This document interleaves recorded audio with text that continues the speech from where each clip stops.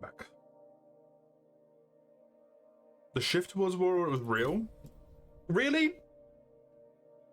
I understand it was exaggerated because I think literally everything in World was exaggerated compared to previous installments.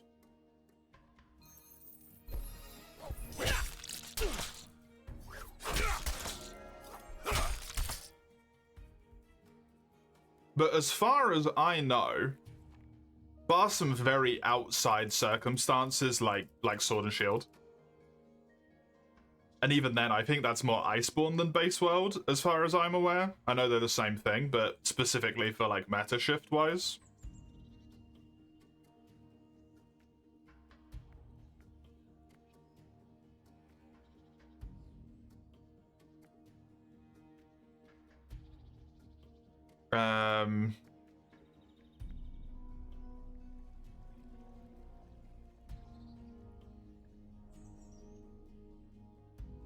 Everyone's just been using raw sets forever, right?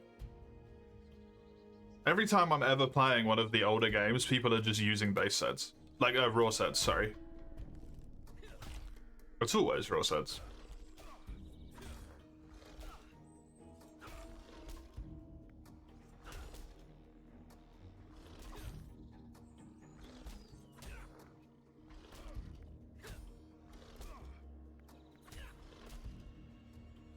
Necrome.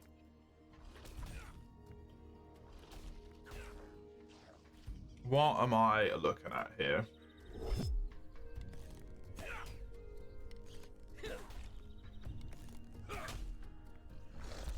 $113.44.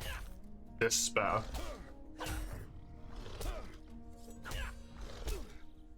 Not even close.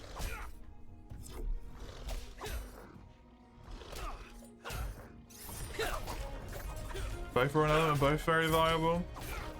Yeah, but it's not about what's viable, is it? Base what's on shore is very. See, this is the thing, and I think this is the thing that's just absolute crap. It's not true, right? That's what that. It annoys me. No. Base raw. Compose yourself. Don't get annoyed. Don't get annoyed. World Sword and Shield is so fucking good at elemental enablement. It's because games in general, I die here by the way. Games and the way that people play games in general has become so much more focused around spamming the most boring, unfun, bullshit fucking bollocks tactics to kill something as quick as possible, rather than playing the game in a way that's enjoyable. Right? Like, yeah, and Iceborne is fucking crappy, what do you call it, spam. Like, they both suck. But the problem is, we have such a greater access to the internet now, and people actually use the internet now compared to fucking Freedom Unite, right? And there's actual people who play Monster Hunter that you get incessantly spammed with a disgusting amount of information that this is the only way to play the game because it's the way that is optimal and thus correct. It's just a bunch of fucking crap. Pisses me off, man.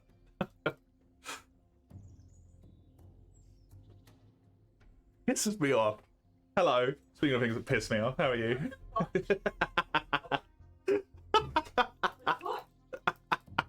So unnecessary. Is it unnecessary?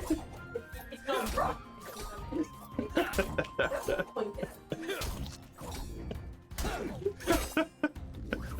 Fuck you up, Nick. How you doing? Hi.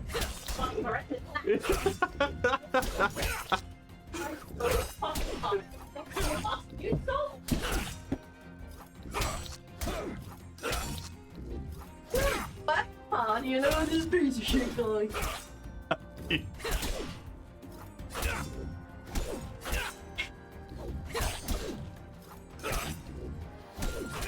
I hope you choke.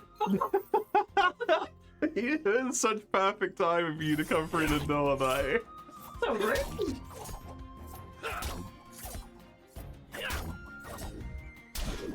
Weekend. It is. You're free. Yeah. Fuck you, I'm gonna close the door and just smoke you out. Oh, don't close it. I'm No. already too warm, but I'm so comfortable with this thing on. I don't want to take it off. You can turn the AC up. It's been fun. I've already turned it off. Okay.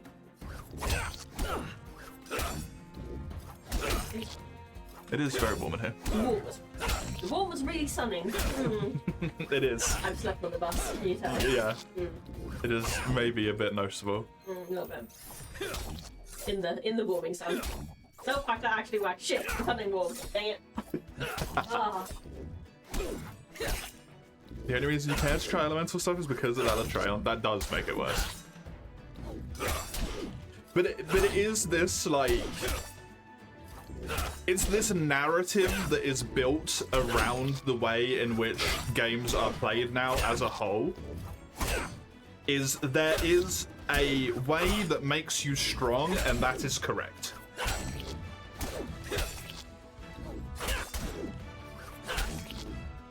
And I'm not gonna pretend that stuff was all magic and fucking rainbows in the older games, because it fucking wasn't, and anyone who tells you so is just fucking lying to you, right?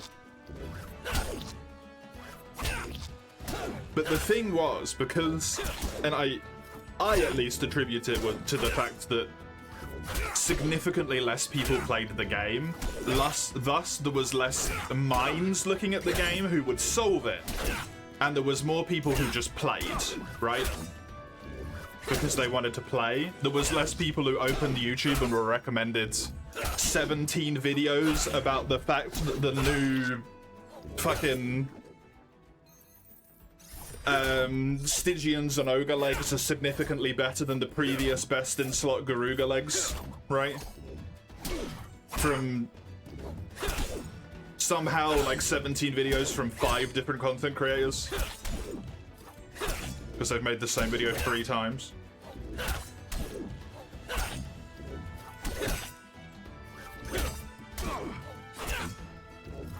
People solving it? Yeah, there was people solving it, but because there was less minds, there was less coverage, meaning less YouTube, less Reddit posts, less overall information access on the internet, which meant that far more people who played casually couldn't find info. Thus, there was more variance. And it was a lot more fun in that way. But because everything, especially gaming, is so, like, popular as a hobby, a niche, whatever, now, right? If I tried to, a good example of this, actually. I googled to find something specifically to do with the fact that there was a puzzle in Dying Light 2 that I wasn't quite sure what I was meant to do. And I didn't want to fuck around with it for like half an hour because I was just in a mood. So I just looked it up very briefly. And now my homepage has at least 3 videos in it, which are like top tips to level fast so you can get stronger weapons.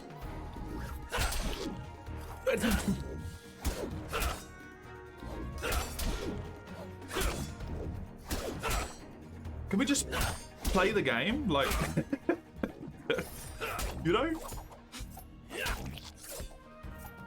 It's that, like, constant feed of information that makes it so that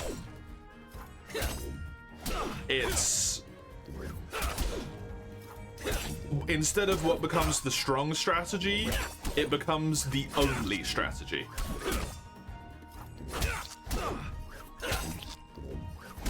You get super annoyed if you get that stuck. You shouldn't need to look it up yet. I didn't need to look it up, I was being an idiot, and because I was pissed off, I was ignoring the obvious solution.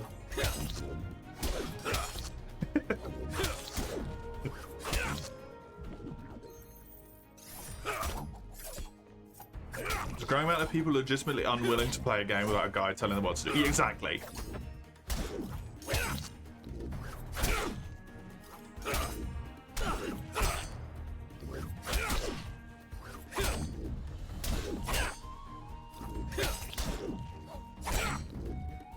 optimize your optimization searching. It feels like it, right? It's why I say, like, I've only started saying it recently-ish, to be fair, but it's why I keep saying that meta is the death of fun. Because I really feel like it is at this point.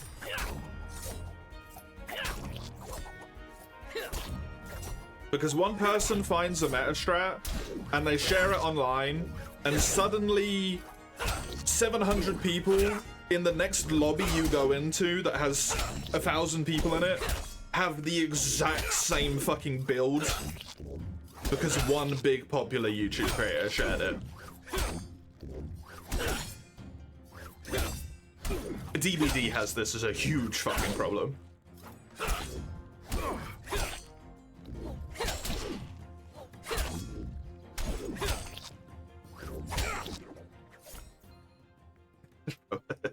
No, I don't think that is the problem. That's the bit that you're annoyed about.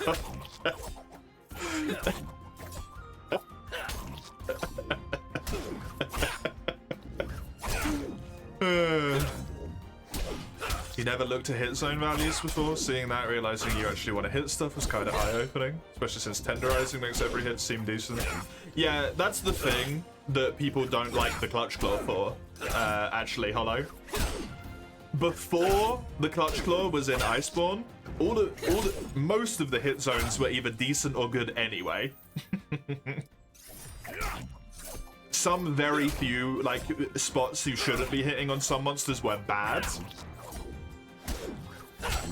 It's specifically because of that change, they made all the hit zones worse, so that you tenderize to make them better than they were at before anyway. It's horrible.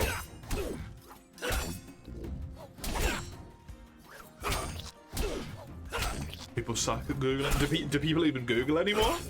Cracker? People just ask ChatGPT now, right?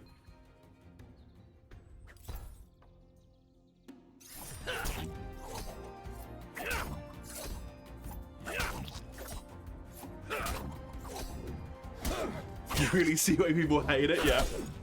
Fuck you, right? That's the thing, like, people don't... I think this is a genuine thing that's actually, like, people do not talk about it, but it's actually a real problem with the mass usage of AI, is that people are losing the ability to find things for themselves.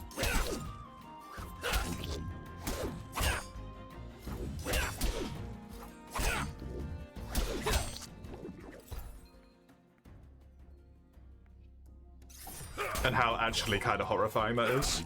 You thought it was because they were annoyed at the bonus affinity from Wex? A lot of people are annoyed at that. I actually fucking love it. That nerf makes me so happy.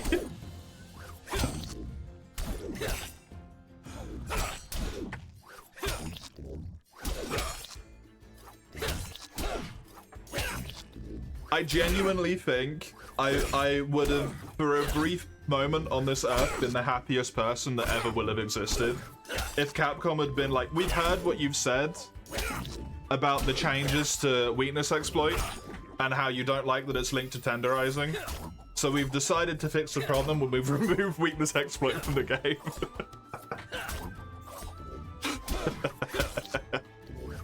Yes.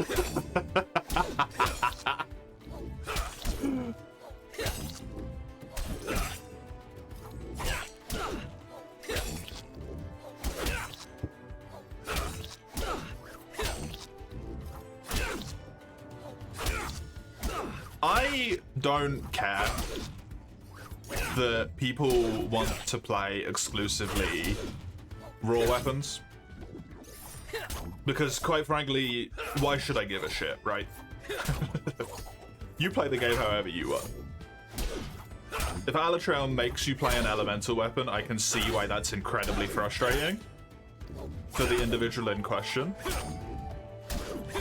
Even if I do, to some degree, understand why it's maybe healthier for the sake of the game.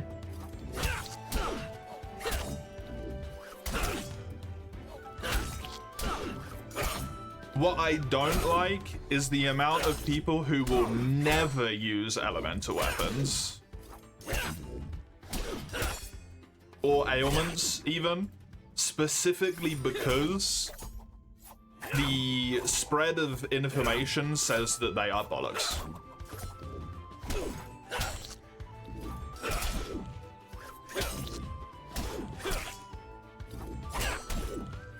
People ask Grok nowadays. Isn't that only on Twitter? Grok. The one isn't Grok the one that Elon's trying to make racist? Thus being even more easy to feed to misinformation. Exactly, Eugene, yes. Grok was Mecha Hitler, right?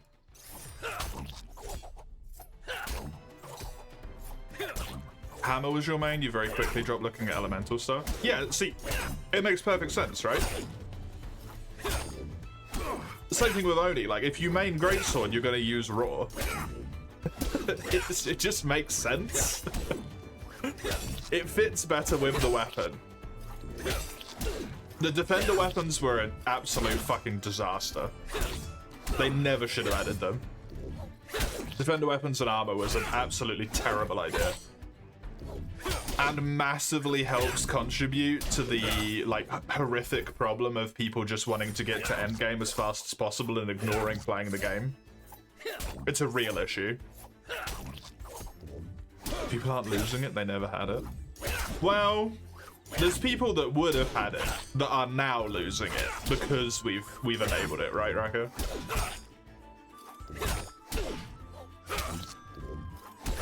Defender ruined your first playthrough? Yeah, exactly.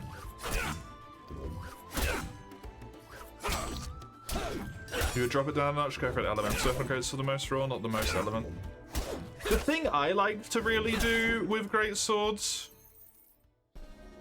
that I feel like people don't consider, but I think is really fun, is use ailments.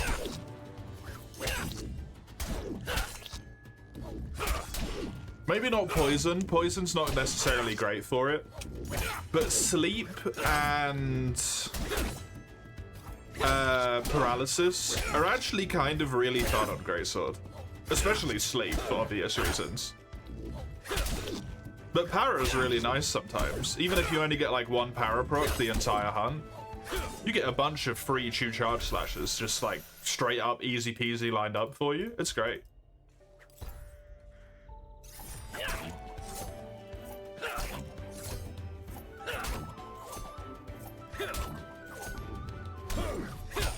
Everyone loves Blast? Does anyone use Blast?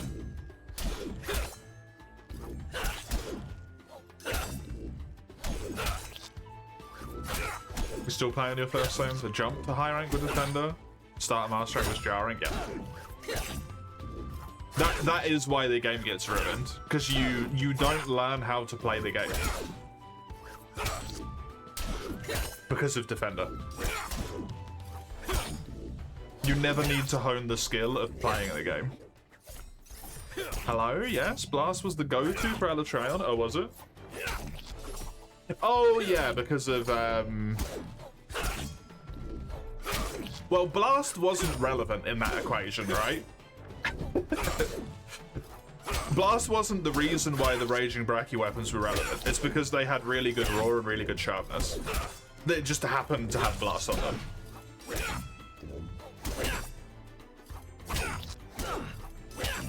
The Blast bit is not part of the equation, really.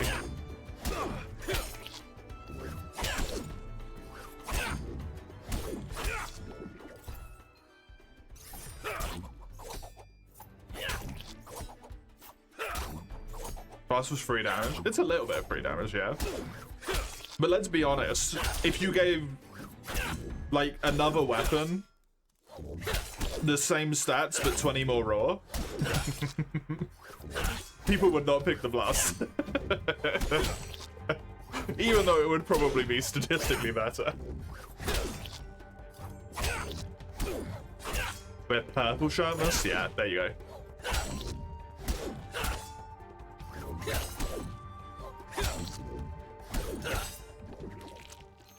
Ooh. hickory tree enchantments. Another one.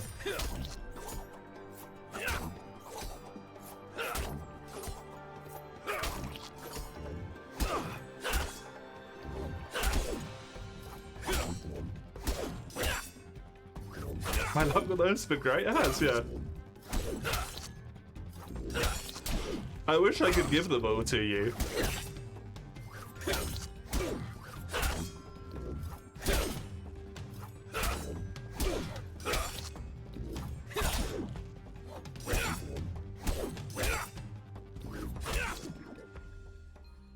Hey, nice. Well done.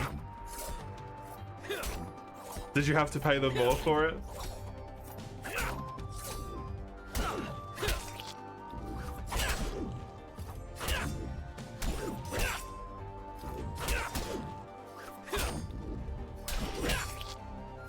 They agreed to 100 gold. Okay, nice.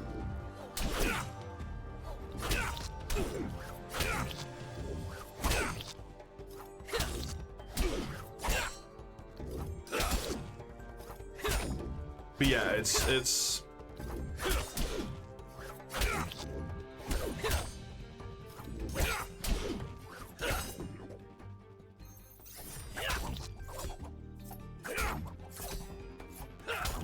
the information around stuff that sucks, right? Is the thing. Now,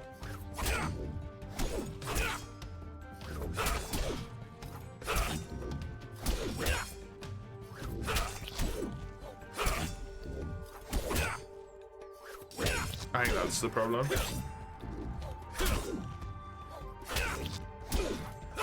And I don't think there's anything that game devs can do about it either.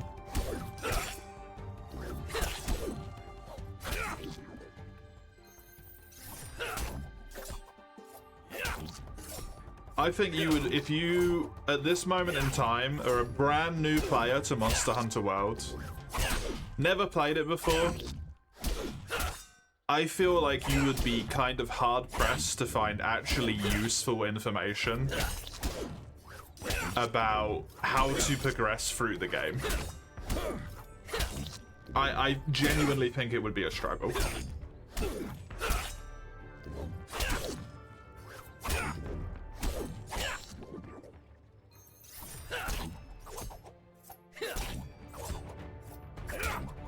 Because no one's out here giving, like, useful information, like earplugs are actually really good if you struggle with roars, you know?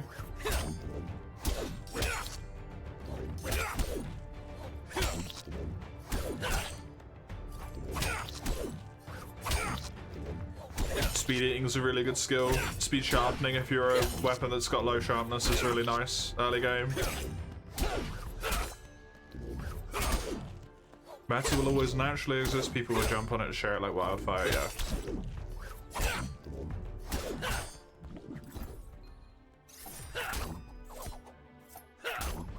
The problem is the only way that it gets fixed is that people need to understand that it's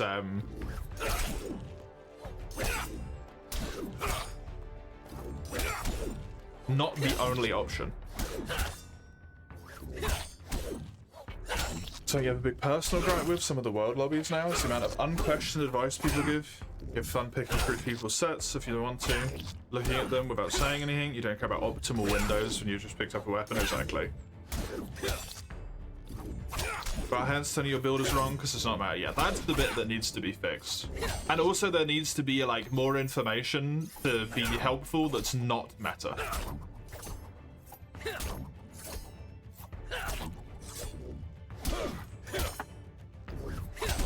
You know? Unfortunately, Hollow, I have to inform you because people will not do this, especially the people who call themselves veterans. That has always been a problem with Monster Hunter. Ever since I've been playing it online at the very least, which is as of 3U, 4U. Very seldom in 3U, but a lot on 4U. That has always been a problem. The amount of lobbies I've been straight up kicked out of in 4U because I've joined, I've barely managed to see what they were doing. They've looked at what armor I've had and they've just kicked me from the game.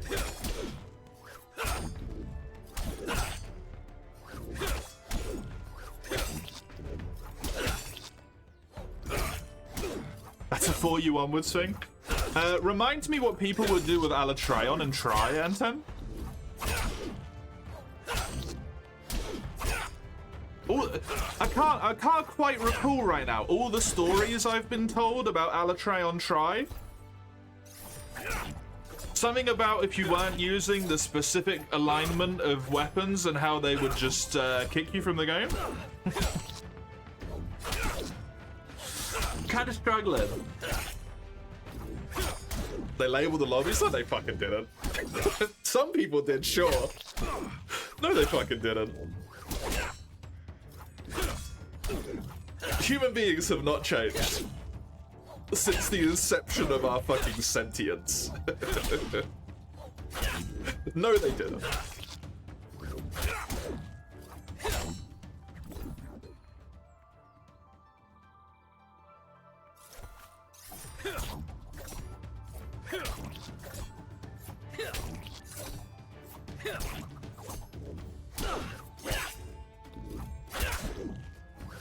Apologies for the essays. It's fine. It doesn't bother me. It's actually kind of nice to a degree when someone's typing long messages when we're having a discussion like this, because it means people actually care about the conversation. Right? Kick people if their set's egregious. Endgame G and they only have attack up S, yeah. Or they're wearing like high rank armor still, which I understand. Like you're leeching at that point, right? Is what you're doing.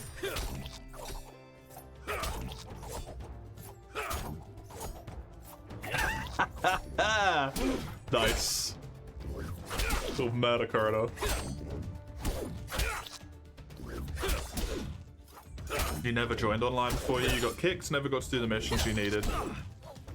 The amount of times I've joined a lobby that was doing rotations, I was in the 4th slot, they did their 3 quests and then kicked me.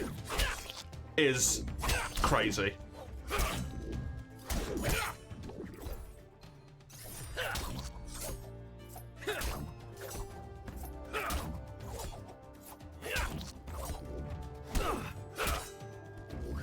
Haven't seen anyone getting booted. Seems like there's newer players that are further along really enjoy feeling like they can give advice to others and assume they'll be glad to get it, yeah. I don't think that's a newer player thing exclusive.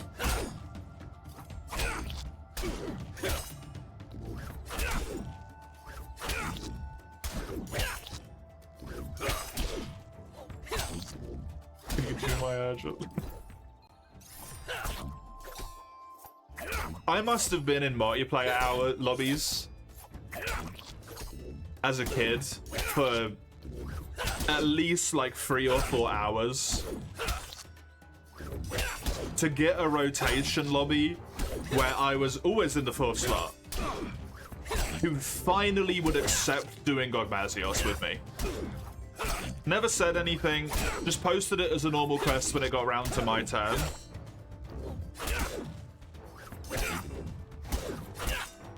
Always got booted before that point or got booted on that point. It was fucking terrible, man.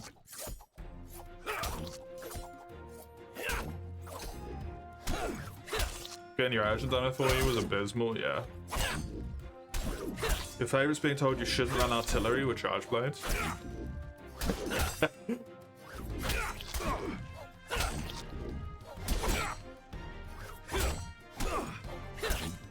You would always just say pass. You started from HR3 to G2.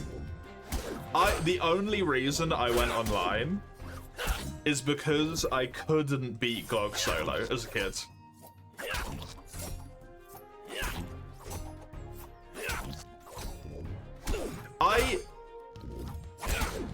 No one ever really asked me that much for advice in terms of World anymore. But I just try and instill like useful information in people, right? I try so hard to just be like, hey, hello, thank you. I hope you enjoy the monster hunter when I get back to it.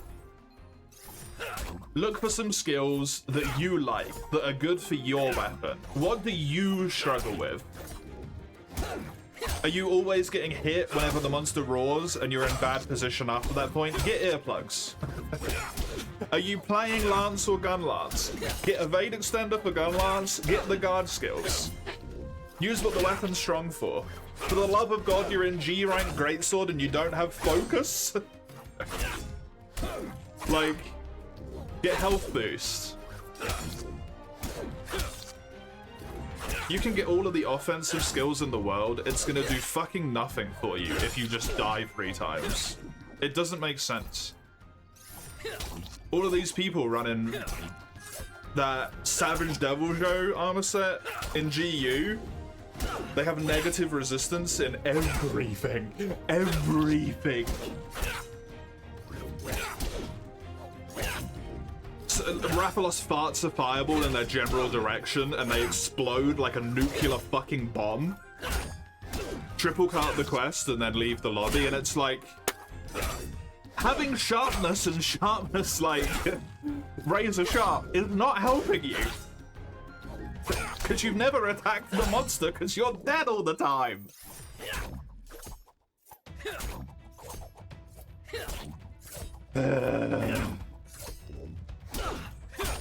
But more damage? You're doing less damage because you're dead.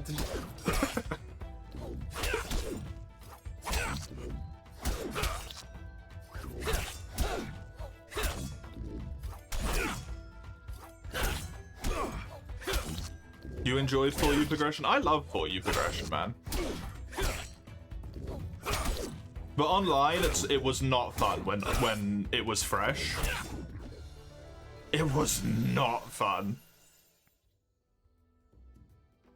It was like pulling teeth trying to get fucking people that would help you in that game. But the game itself is really enjoyable. The progression is great.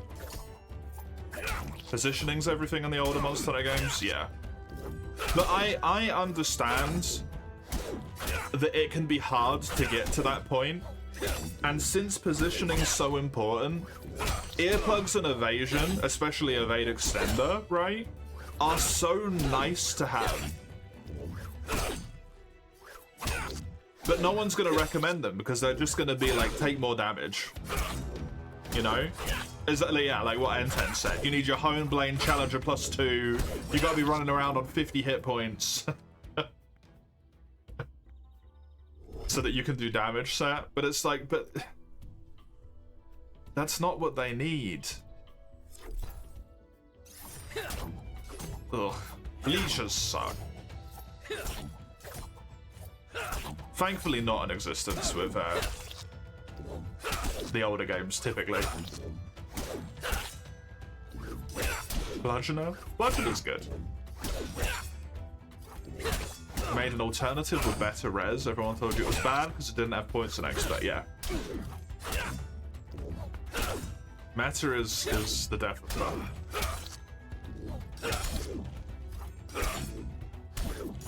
It's not even that good of a set, if I remember correctly. The Savage Devil Show one? It's like kind of shit, right?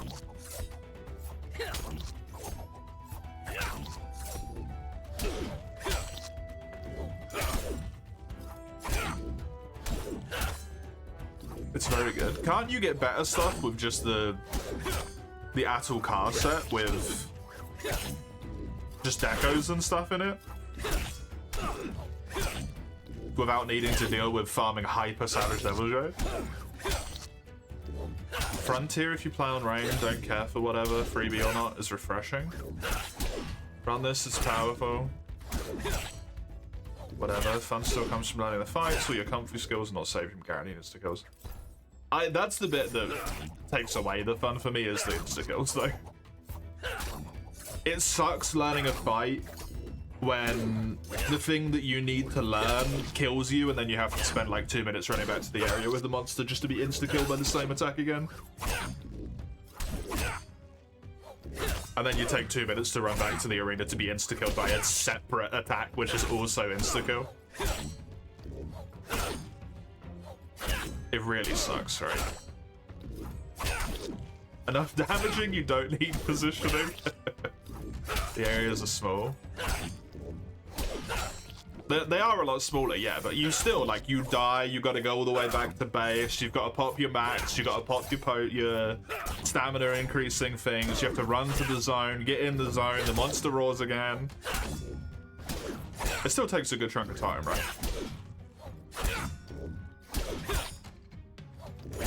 It takes 2 minutes instead of 4 in the older games, but at least for me, that drains on my patience to play the game. Very dependent on talisman. That's true, yeah.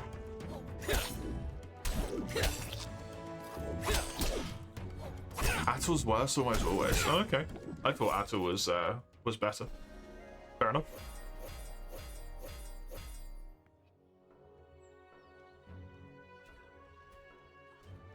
Jin?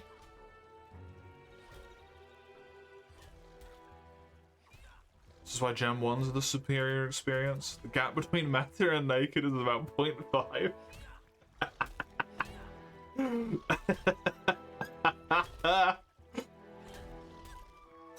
Yeah, superior. Go on, buddy.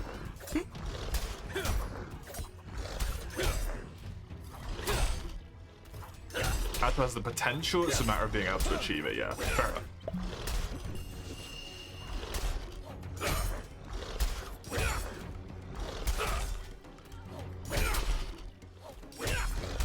You only use Atul because funny bludgeoner. Valid.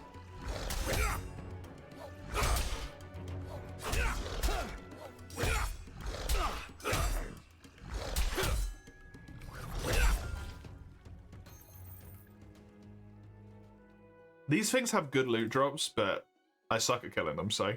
Oh, I'm getting an easy battle penalty now, though.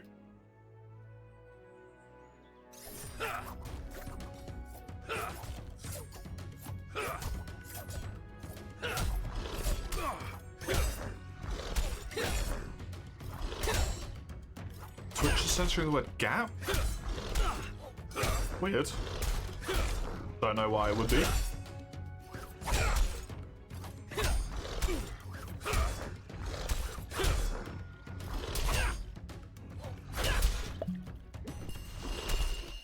Matter has neither of the sets, they're just decent all-rounders, yeah. It's something to do with silver loss, isn't it?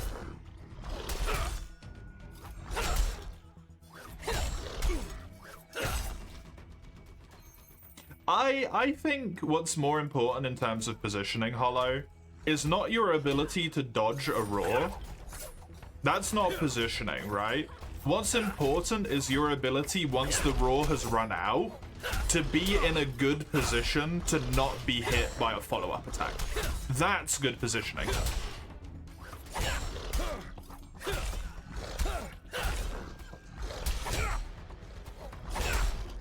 When you die, the cargo shutdown doesn't retrieve your placed items. It doesn't retrieve anything on the map other than what you've put inside of the specific, like, removing pods thing. If you've called down the pod, everything in there gets removed, even if you lose. If you've just placed stuff on the floor, then no, that's gone.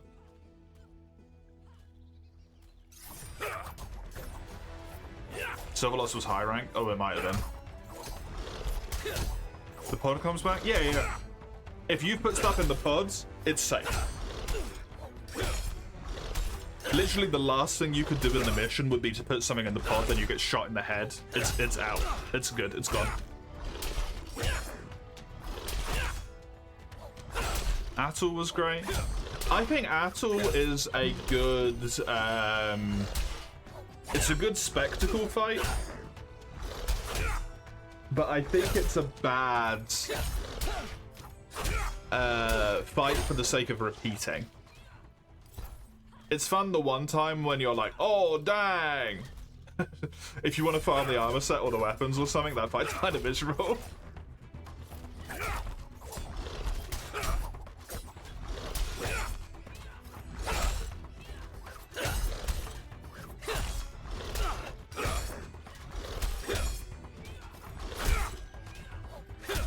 bit too on rails. Yeah, definitely.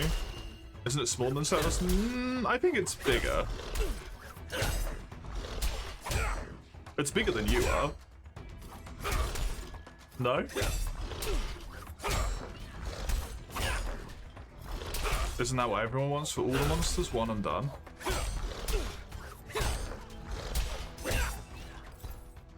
I'm not sure I get what you mean there.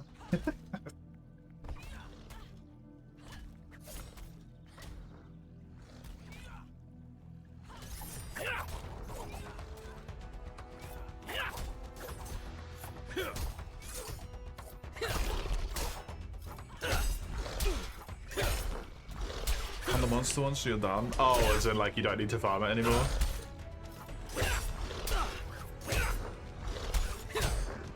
I mean, that's what modern monster is becoming. I genuinely would not be surprised in the next mainline game if you killed something once, you don't even like get materials. It just gets toggled that you've killed it.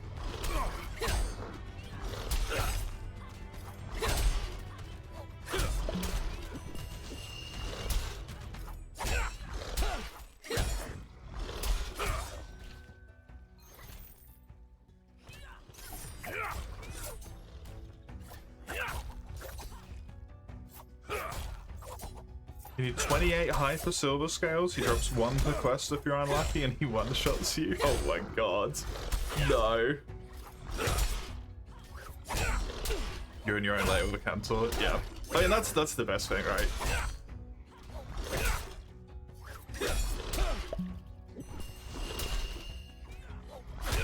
I wouldn't give a shit about it if it wasn't for the fact that I feel like other people are being fucked out of fun experiences because of the way in which people do their stuff, right?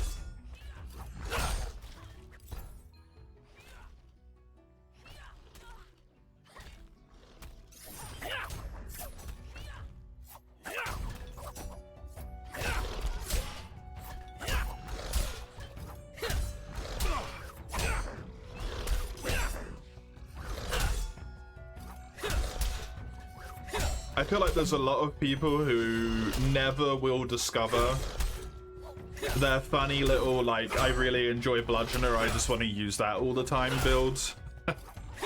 I like using Element because I feel like I'm preparing for the monster in a way. And that makes me feel like I'm playing the game in a fun way. There's so many people who will never discover those little intricacies about the game. Because everyone is like meta or die, meta or die. Thank you, Eugene. And that's like really, really just sad for the sake of the experience, right?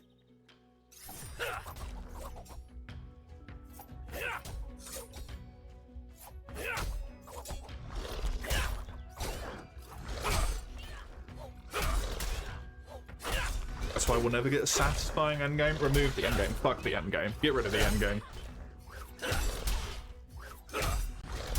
I'm so sick of that word.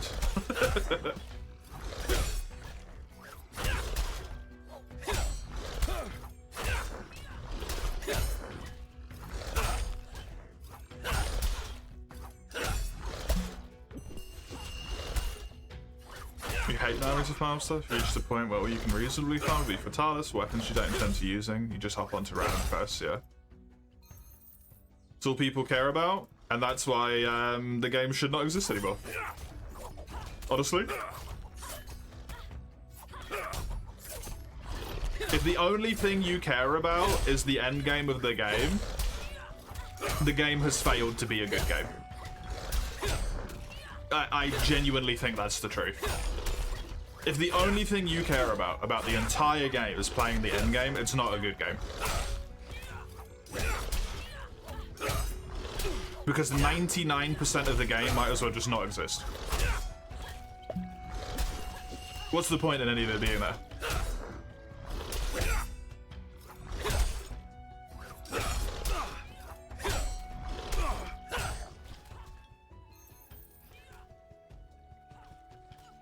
Big fan of making your own endgame? Yeah. That's what I always do, right? I set my own goal and then just do stuff.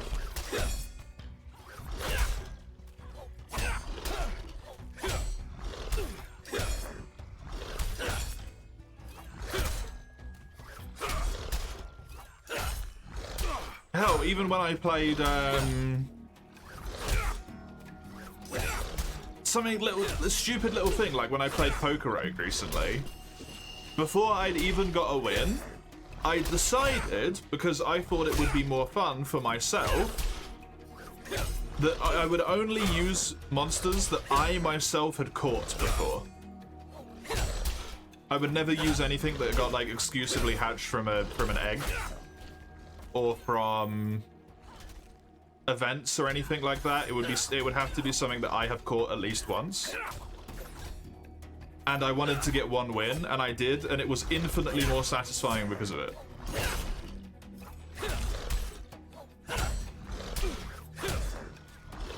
It's a goal I set and then I achieved. That's way better than doing like an endless fucking infinite grind mess that that game has, right? Like, it's just pointless. Endgame is where all the stuff you need to make builds is. You're basically choked by a bad story, because story is always bad.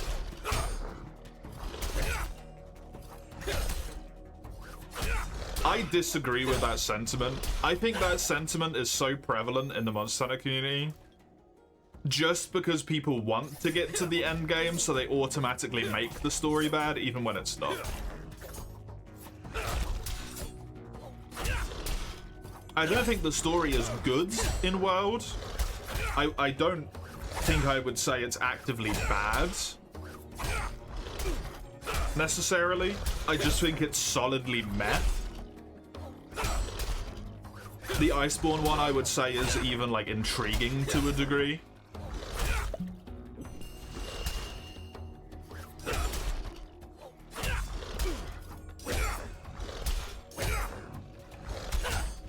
But this is the thing, Mike.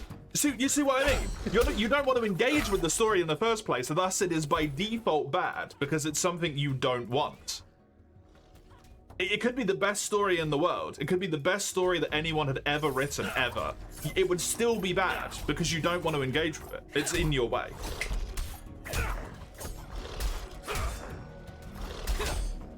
It doesn't matter that the story is good or bad or not. You just immediately decide you don't like it. Not you specifically, but people who play the games.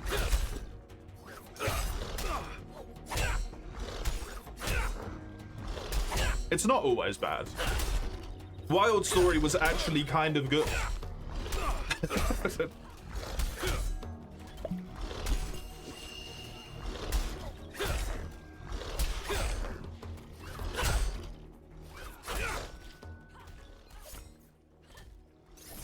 Wouldn't mind engaging with it, they tend to drop the ball. Yeah, they do. But the thing is, when the story comes along and it is actually interesting in a way, it's immediately just disregarded as bad because people just assume it's gonna be.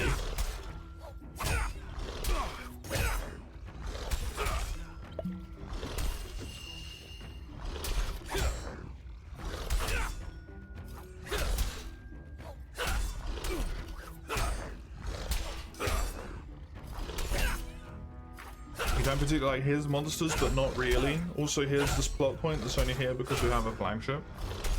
You didn't like Wild Stories because the characters ruined it for you? What characters?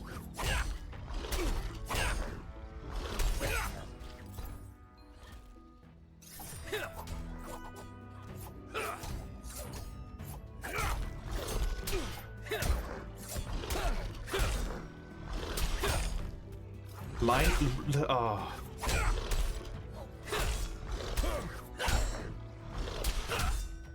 I am actually kind of disappointed that that's your take, Raka, unironically.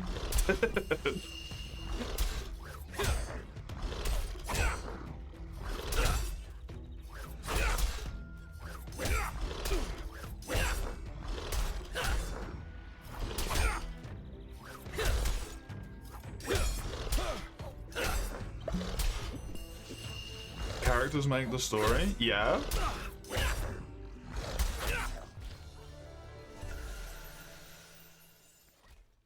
And he's having a very realistic sort of situation that you would expect a traumatized child to have.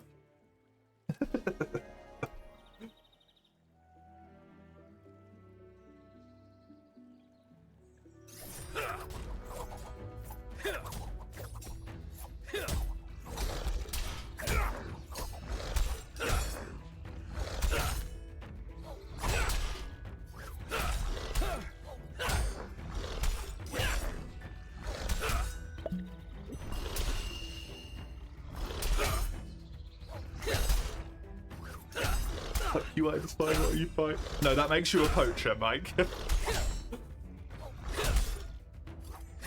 That's made you a poacher in every single one of the games. You had no reason to care about him and felt so forced.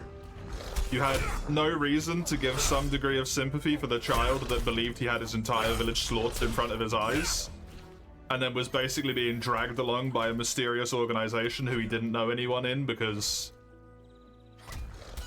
he had absolutely, like, no real thing to go to or home to go to, but was forced to come along because they needed to know where the monster was. Thus constantly being reminded of his trauma or that his entire family was dead. You can't feel some degree of kindness towards that person?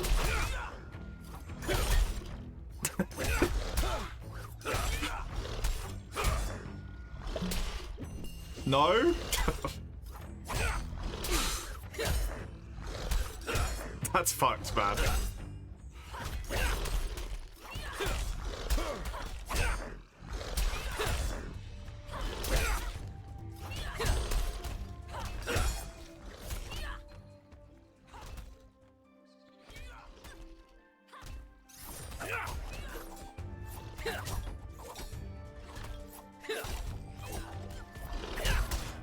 You enjoy playing through the story, you like to have something to do to continue playing because you enjoy the game, you want to continue playing the game with everything you got. So set a goal. Only. Decide that you want to build all the weapons. Decide that you want to get all the crowns done. Decide you want to get your master rank maxed out. Decide that you want to get your guild card to equally have the exact same number of hunts with each weapon for no real reason other than arbitrary decisions.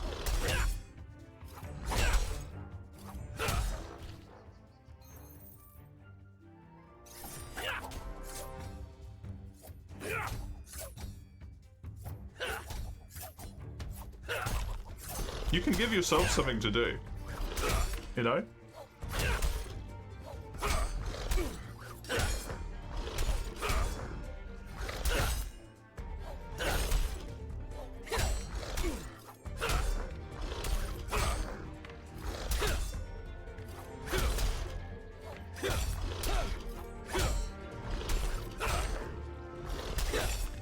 I think the problem that exists is that people just don't want to engage with the story of Monster Hunter, so, like, once again, it just...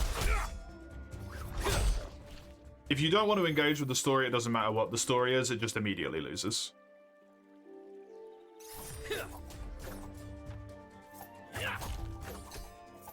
It can't win. No one innately gives a fuck in the first place, so they're never gonna give a fuck, even if they made the best thing ever.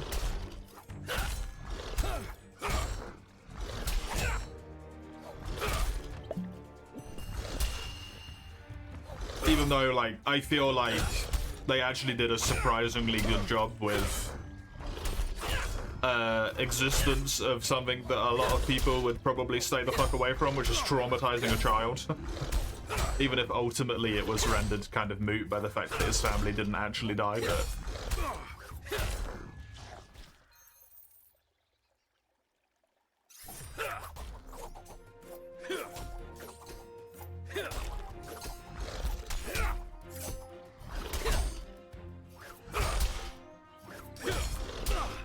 The story should never be forced. That I will agree with, 100%. The fact that you can't skip it all, and the fact that it has the stupid walking segments is dumb as fuck. I'm never going to argue against that.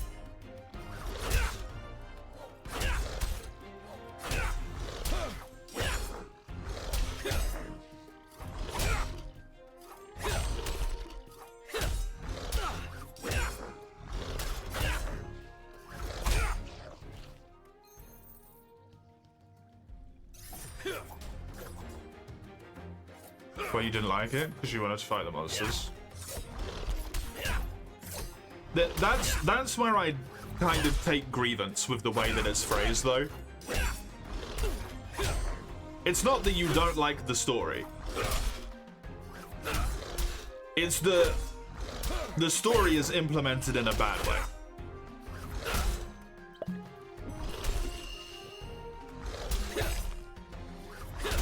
You don't like the story because you don't give it. You can't dislike or like the story because you don't give a shit about it because you didn't pay any attention to it, probably.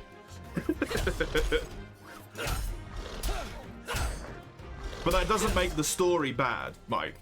It makes the way the story is implemented bad.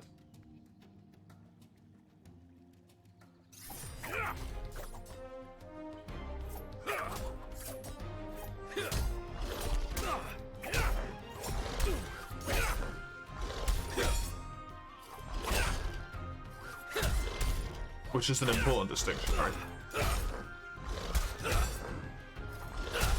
You got yourself a PS3 copy, you just need a PS3. Amazing, Anton.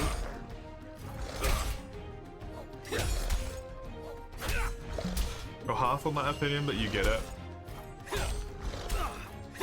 I think people have a relatively important thing. A relatively good point that ultimately Monster Hunter is not a story game. Right? That's not the focus of it. The game, like you said, the game does not end when the story ends. You're not done. That's not really the purpose. So the story should be skippable. And it should be skippable anyway, purely for the sake of people who want to replay the game. Who enjoy the progression aspect of going through as it goes along.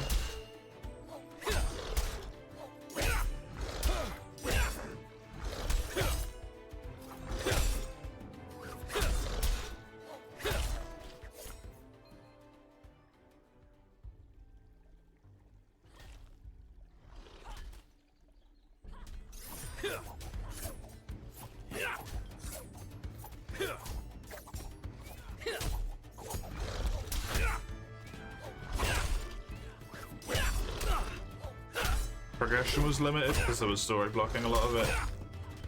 Yeah. That has been a thing since World, I feel. Well, that's been a thing since forever, to be honest. The only difference was, like, if you were forced into reading all the text dialogues in the old Monster Hunter games, it would be way worse than it is now. Those dialogues that none of us ever read and just hard spam through as quickly as we can. Oh my god. It'd be fucking disastrous, man.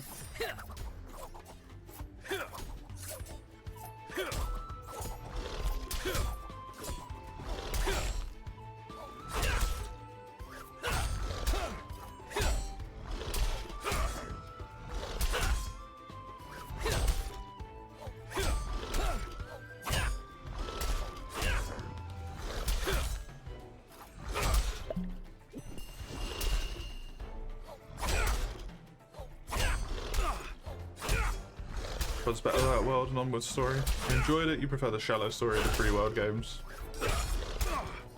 I don't blame anyone for that, right?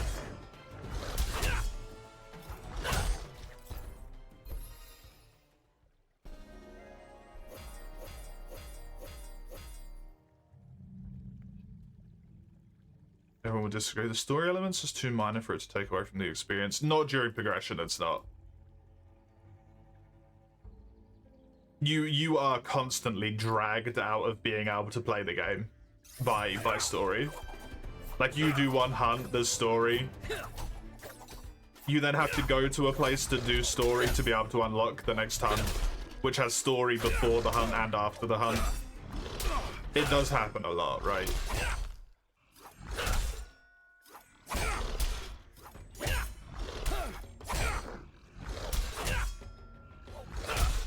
The walkie-walkie segments.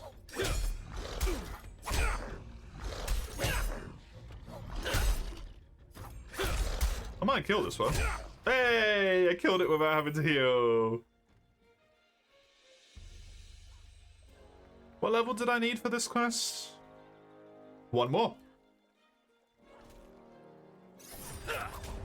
Nicely done, thanks. I think that's the first one I've killed without having to heal.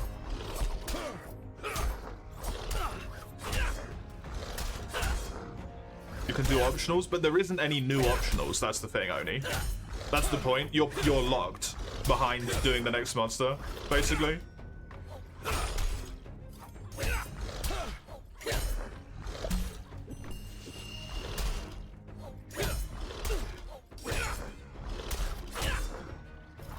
Like, the only optional you can do is go and hunt a monster that you've already hunted. Almost all the time. Which you probably don't need to do anyway, because either you built the gear that you can do... No, that is not true. That is actively so disingenuous. When you do the older games, you go up to a new tier, you do a little bit of story, you unlock like 5 monsters.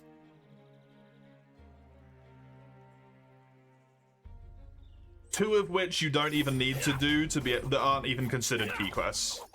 That you're not forced to fight.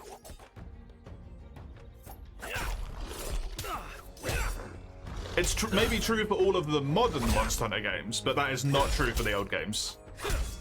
Even in Worlds, Black Diablos is never forced upon you, Basil is never forced upon you. There's another subspecies, I think, but I can't remember what it is. There might not be. Azurelos, I don't think is ever forced upon you. Thank you, Raka. Yeah, Azure Raka. Basil's forced. No, it isn't until Master Rank, actually. You never have to fight Basil in high rank, other than him just coming in and being like, doo-doo! And you're like, oh, here we go again. I don't think you ever have to fight him, technically. Unless you want Power Charm, Armor Charm.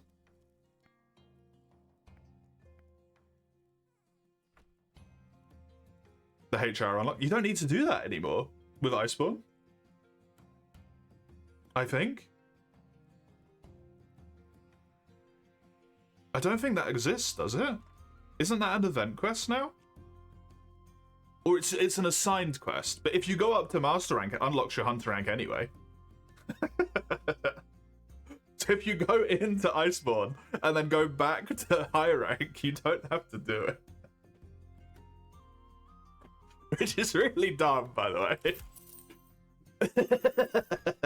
You have to do sieving, yeah.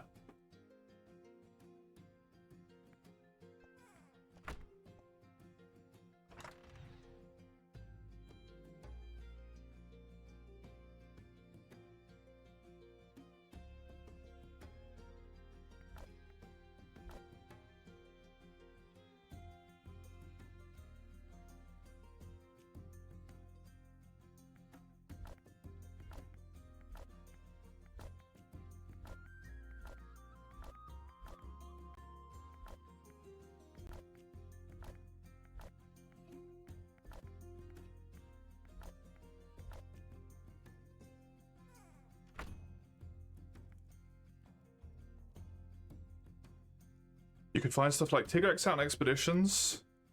Yeah, I think so. In base world, I think you can technically go and fight Arapalos after like 3 quests. Oni might know better on that one than me.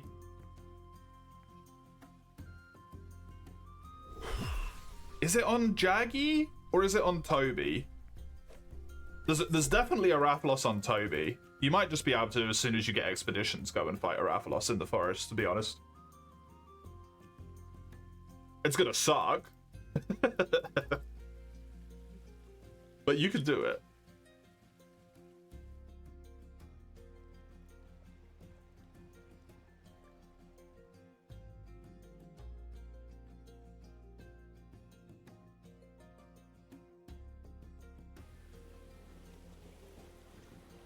I don't know how it works with some monsters, though. Rathalos kind of there, like he always has been, yeah.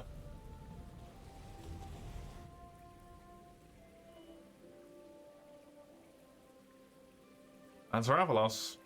I love this dude's pink fucking hat and scarf. They are vibrant.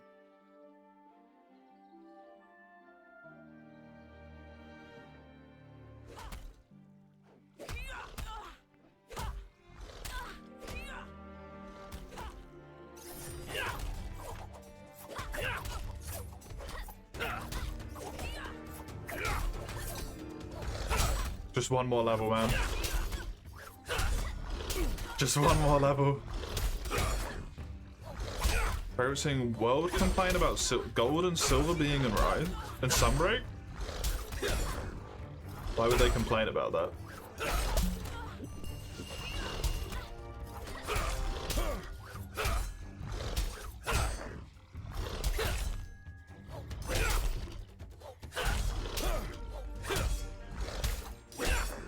When Anjanath, Pookie, and Toby are already in Rise?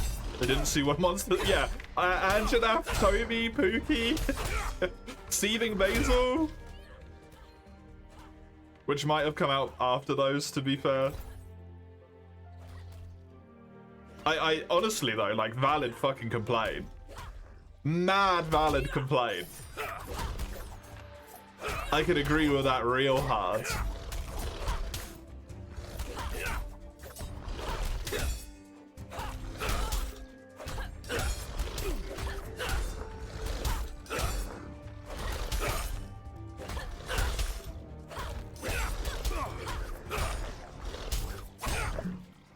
Monsters should not be back. At the very least for one game, if not an entire generation.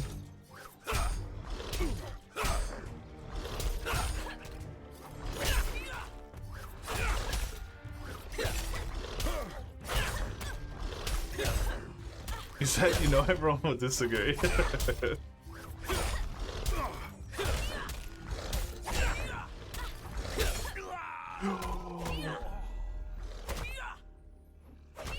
Half a world's roster isn't in it? Yeah, exactly.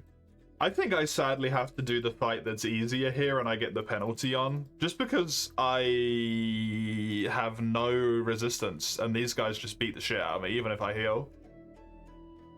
Unless I just want to absolutely fucking obliterate my healing supplies. I don't think this is worth it, sadly.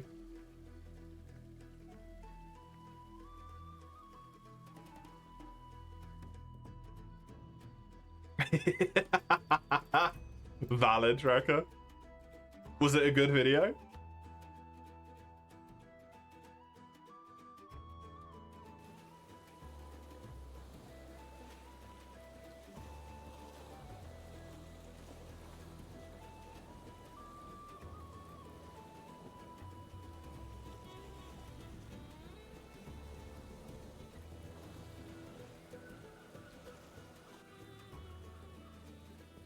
Very educational. Good.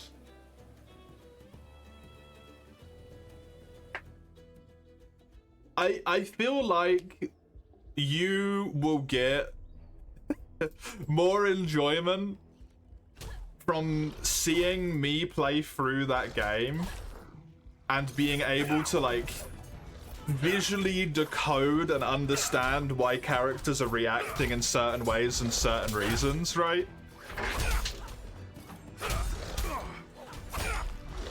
Then I will enjoy just playing the game.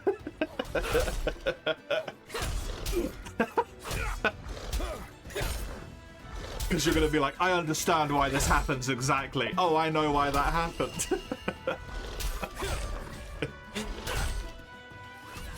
Your point is, you play the game to hunt the monsters, having to bear 1 to 2 minutes of intermission between a hunt or two doesn't take away your enjoyment. Which is valid.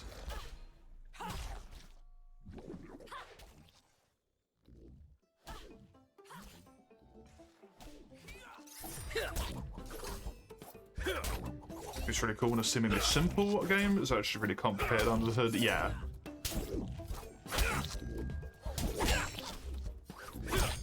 It's always the simple ones as well, right?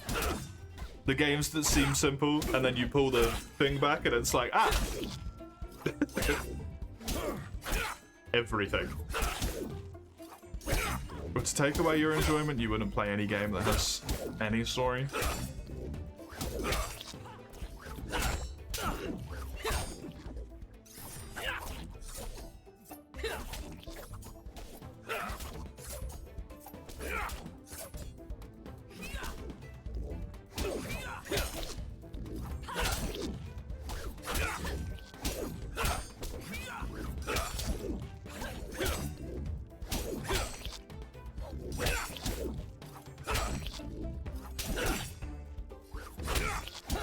I get what you mean, and to a degree, I do agree with you.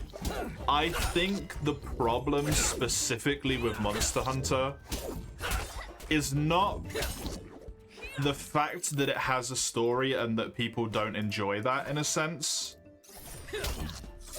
I think the problem is specifically that they didn't have stories that were in your way. And that set an expectation of what people thought the game should be like and the way in which progression should work. And that has changed, and it now gets in your way of what is the established norm. Right?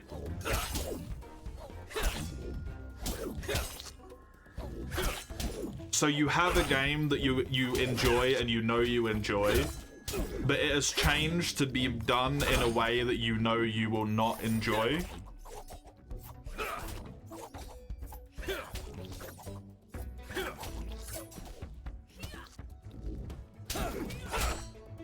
At least that specific aspect of it.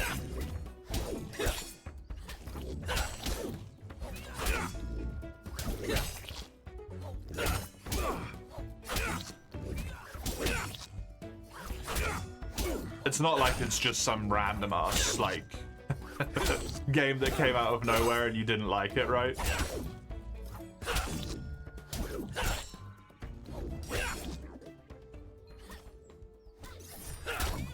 Because of the story, it is an established thing that has changed.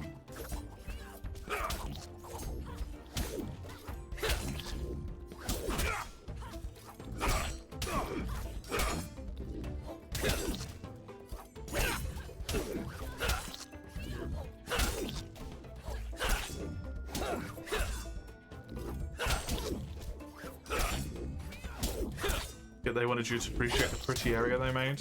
You do it in your own time, yeah.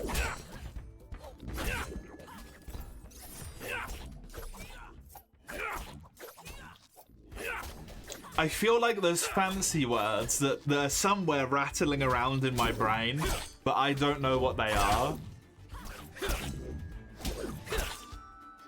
Is it diegetic? Why do I have diegetic in my head right now?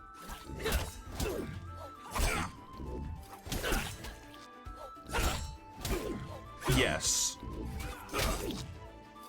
Old Monster Hunter has more of like a diegetic story element, so you experience it kind of at the same time that the character does, whereas it feels like the new Monster Hunter games are almost like the opposite in a way, because of the way that the cutscene like separates you from your character so hard. It's not quite right, but it's not the exact feeling that I want. It's not the exact word, but you feel like the character is experiencing the story and you are watching it, as opposed to you are experiencing it together in a way. Which I understand.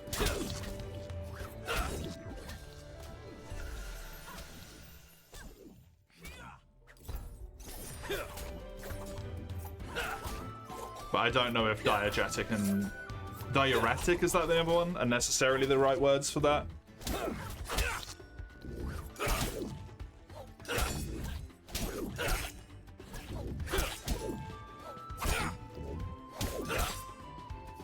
Or is that this helps remove fluid buildup in the body.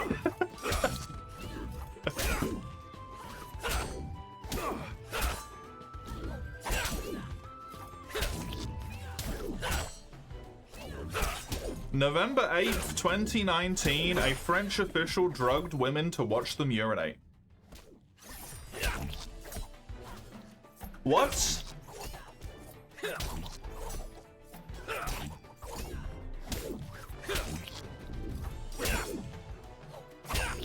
$200 people. What the fuck, France?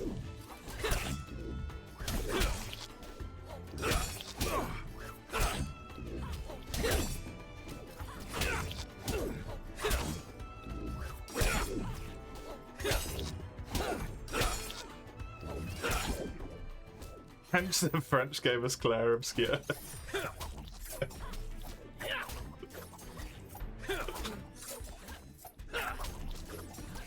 Claire Obscure's great.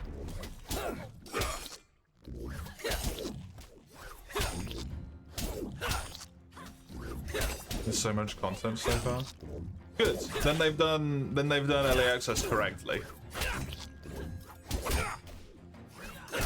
I still stand by that. I feel like early access the game should be like 70 to 80% done, and then it goes into early access. It gives them time to like fiddle with stuff and change bits and bobs and all of that stuff to the point they want it to be at. It's just you being indifferent. It's not intentional to piss others off. I get ya.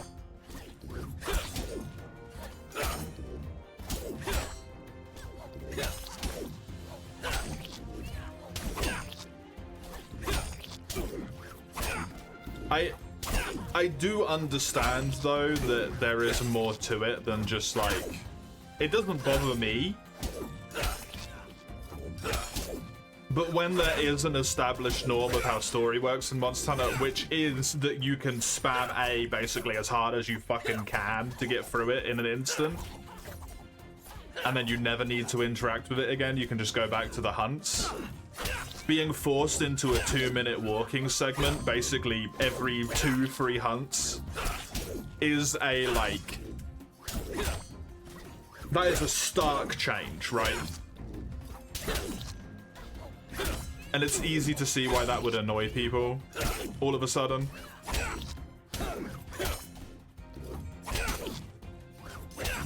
As opposed to like if the game came out of nowhere and that's just how it was all the time and people are getting pissed off of it at that point, and then it's just like, what's wrong with you though? Like, what do you mean? You know?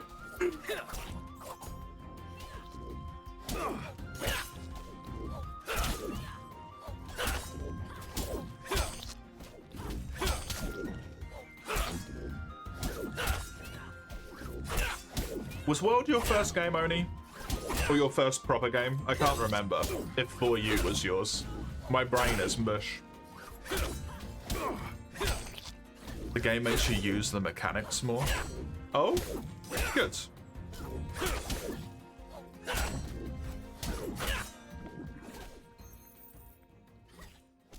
I didn't necessarily feel like I skipped any mechanics in the previous one, but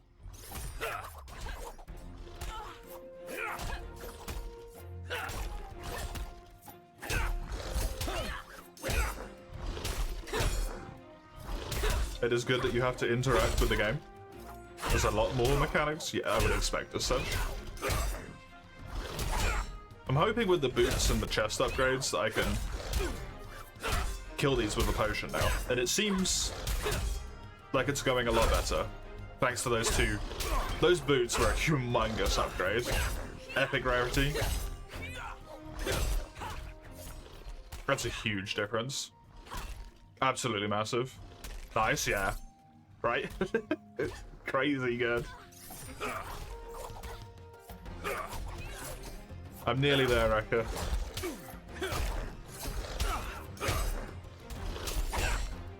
I will get a quest done today. Get that for Monster Hunter, you don't strongly take into account replayability, seeing as the game doesn't have the initial attempt of playing through again instead of making you play like a semi-live service, which I know many hate the idea. Monster Hunter for me has always been like ultimate in replayability.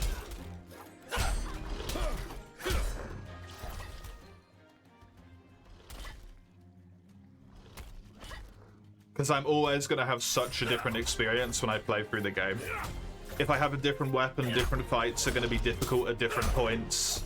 You don't experience the full scope of how everything works in Monster Hunter if you play every weapon at the end of the game, right?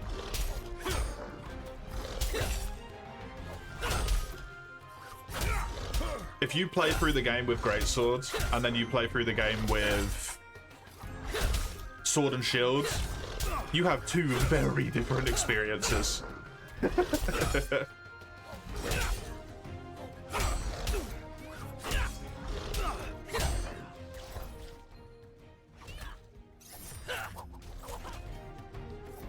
feel many who played old, majority play the endgame over starting again. I think the majority in general just play the endgame rather than starting again, to be honest.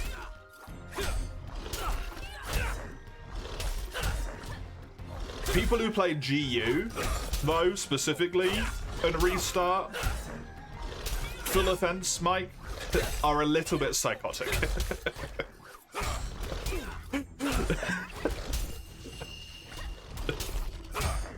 Playing GU and restarting is equivalent to serving a life sentence. You need to play your double crossfire. I thought you were relatively done with Monster Hunter Rekka. Or is that still an active, like, ongoing decision in your brain?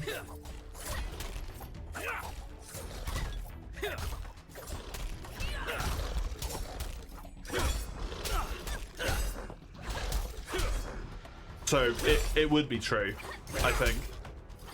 The majority of the older games would play endgame, because I think just the majority in general only play endgame. I don't think a ton of people restart.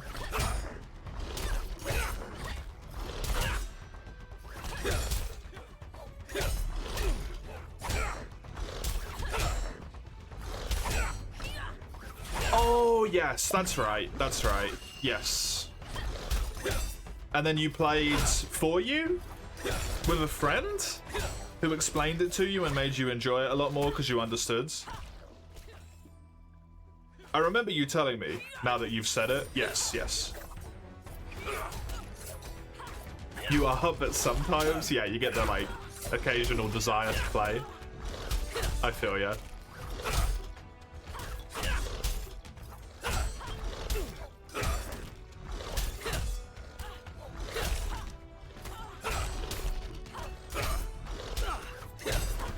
I know that feeling all too well from back in the day. Thankfully, don't get it anymore. I have cured my curse. But I used to have that a lot with League.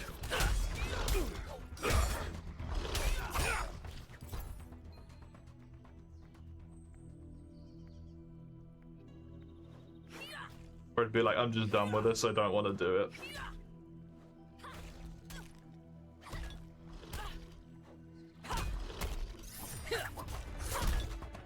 And then my brain would be like, but remember the good times, the good times, the good times.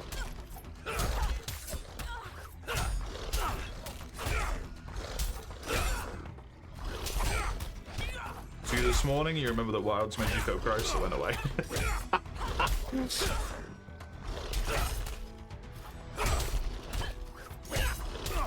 I occasionally get the feeling that I want to replay Wilds with a different weapon to see if I enjoy the game more, and it's just the fact that dual blades are busted OP and they ruined the feeling of the game for me.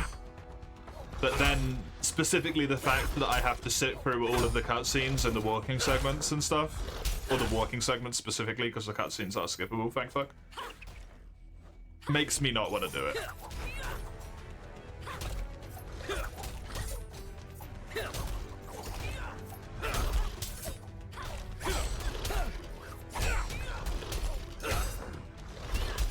Just because it interrupts the flow.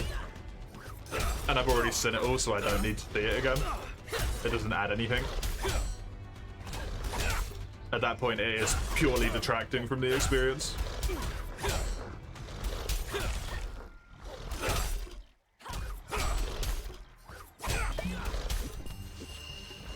Feels too live service for your offline single player or multiplayer elements. Agreed, and has been since Worlds. Arguably to a degree, although it was less prevalent, has been since 4U with the episodic quests.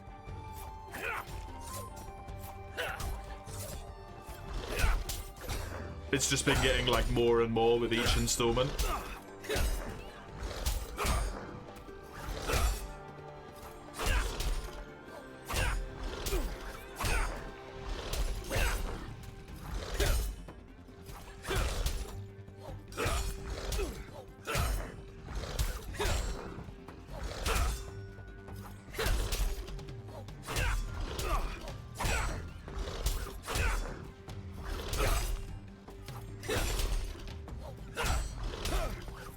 The thing that I think is going to become a problem, and I understand why it annoys people that people speak bad of World or Rise or Wilds. But I think what needs to happen is the people who have stopped having fun with the franchise and don't enjoy these games anymore need to stop getting them. Right? And that's not gonna happen.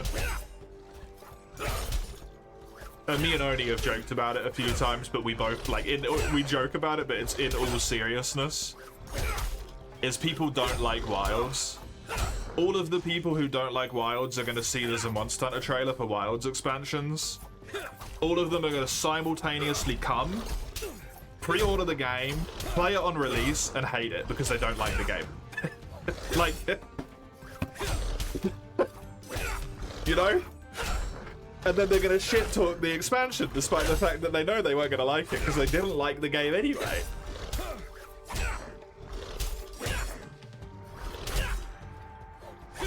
And they just need to stop getting them. Right?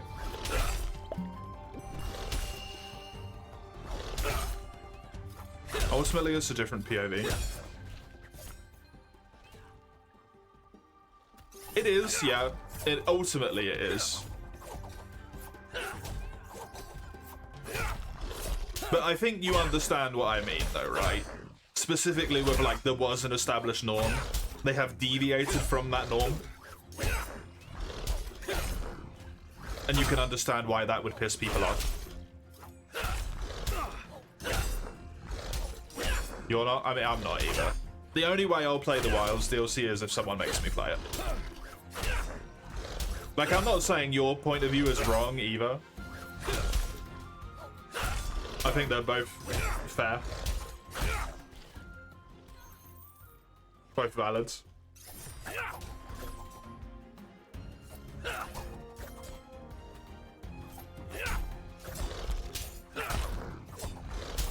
But at the end of the day, to me, in my mind, it's such an easy change, right? To just make it so that small segments of the game are skippable. For the people who want to enjoy it, it won't remove anything. They won't even notice that it's skippable, probably. For the people who don't like it, they'll love the fact that they can skip it. It's not an everyone's happy situation, but, like, it's about as close as you're going to get to everyone's happy.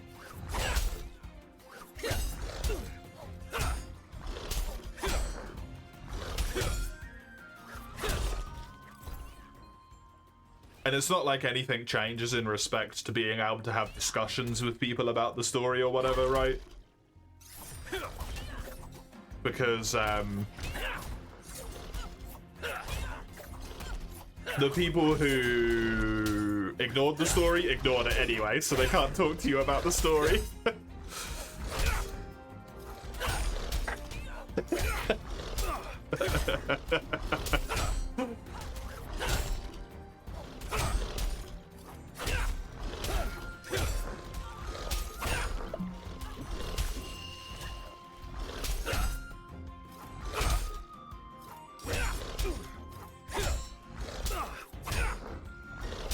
Joke about that. Sadly, to a degree, Enten is not joking. For You exists and has lobbies like that. But yeah, it doesn't need to be addressed for sure. Does not need to be addressed.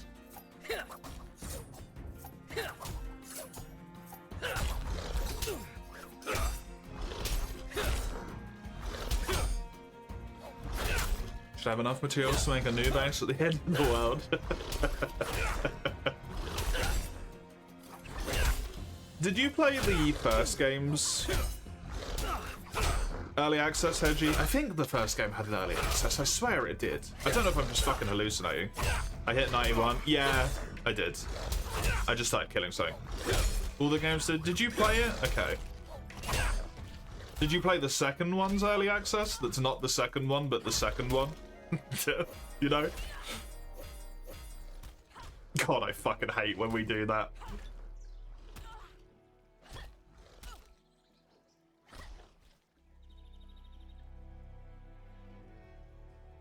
people say flying was bad because people just flew over everything and started to skip everything, you still stand that it wasn't bad.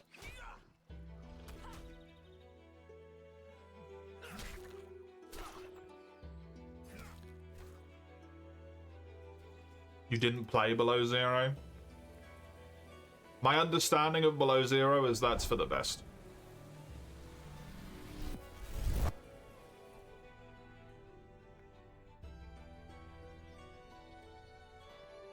Especially if you are a story enjoyer.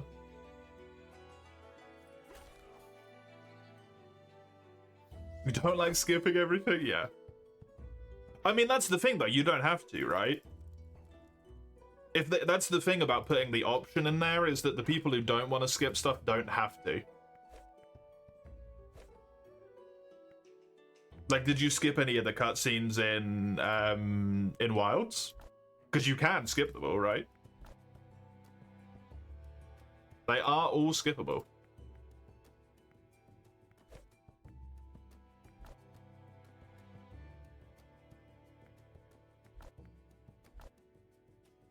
Not on your first playthrough? Yeah, exactly. So, the fact that it's added doesn't detract anything from you.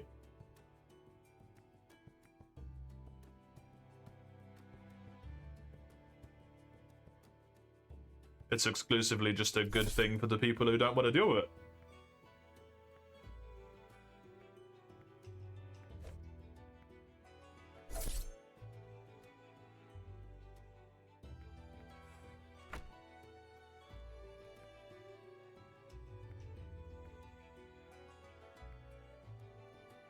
Some people don't realize they don't want to skip stuff. Yeah.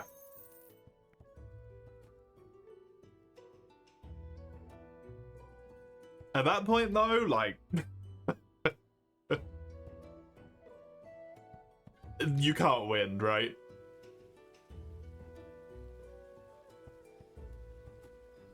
First you felt this, you were too minor. I think it's that thing of, if it was a one-time thing, it would irritate people, but it wouldn't be a huge problem, right? It's the repetition of it and how often it happens that it becomes something that, instead of being a relatively irrelevant thing, really sticks in your mind and like grates on you. It's kind of like how when you use the clutch claw and you hit the monster and you land on the wrong part, and it really fucking pisses you off. It's like that, but every time they do a working segment, you know?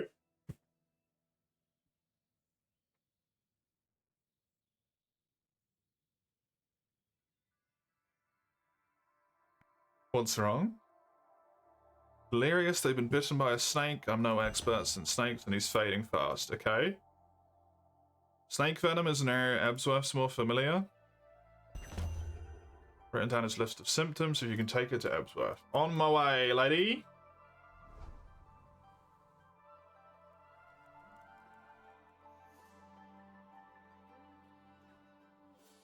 Apparently the Subnautical 1 is a pain in the ass to set up. Oh, multiplayer mods?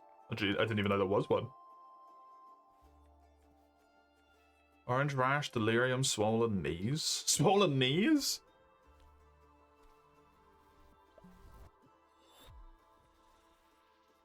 Tamoxin mamba bites can be deadly.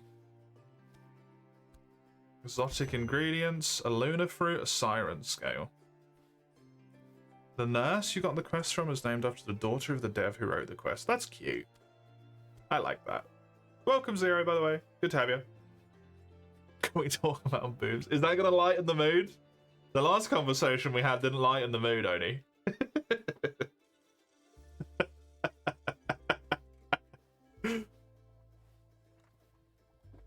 A siren scale? Where can I get a siren scale? They're hard? Yep. The Forager's Warehouse used to have 1 or 2 in stock.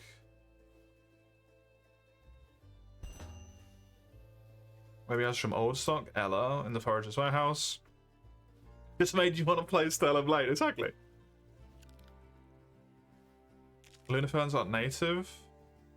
Someone brought one back. Hopefully some dude will be able to help me, okay.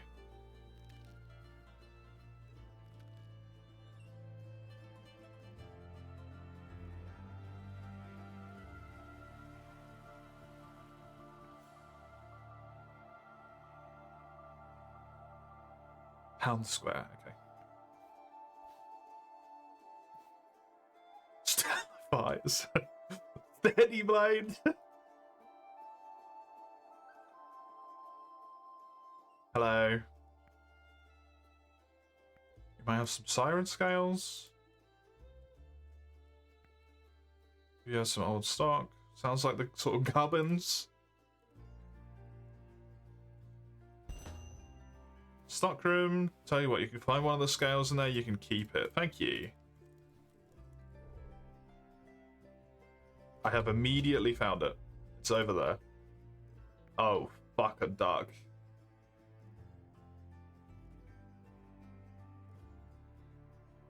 It's my kryptonite.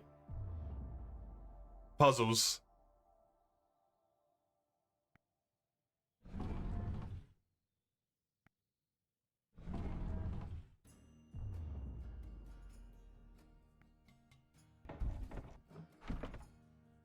Excuse me, why can't I pull that?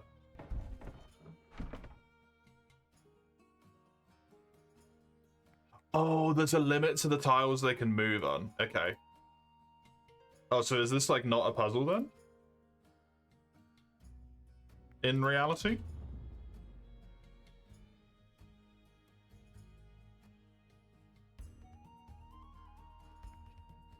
I need to push this so that I can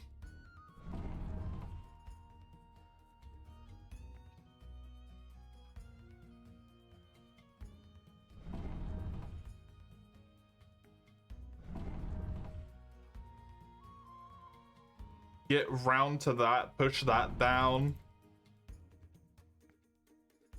so that I can pull that back, get up here, and then I'm allowed to go down.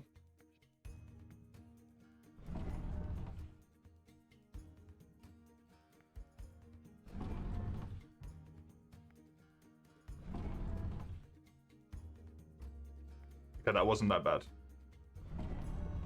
Wasn't a war crime like the other ones are.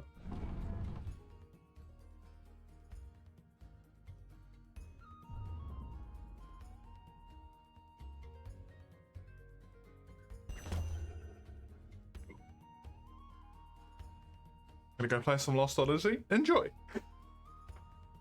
The game has options.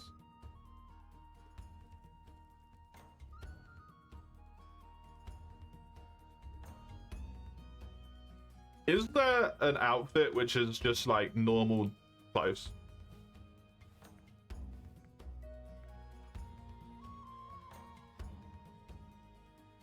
You know, like normal people clothes sort of thing. Many? Good. One of the many wondrous things I discovered during your journey into the jungle. Huge ancient temple, the biggest building. Do you have the fan? I gave it as a gift to Lord Branoff. Not seen any upside from that decision. It's planted in his back garden.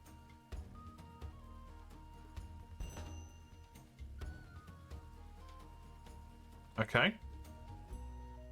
What's quite normal? Like everyday wear that you would expect people to be wearing.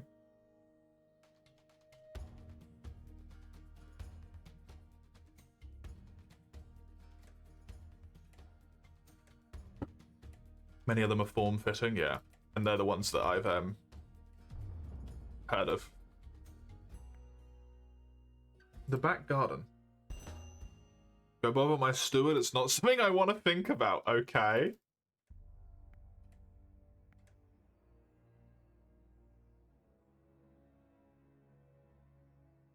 Very nice house, very tasteful decor. Does this place have a back garden? Technically, why do you ask? Had a rare plant? Had a pet cat, some strange evil befell it, it turned feral. Was banished to the garden, okay.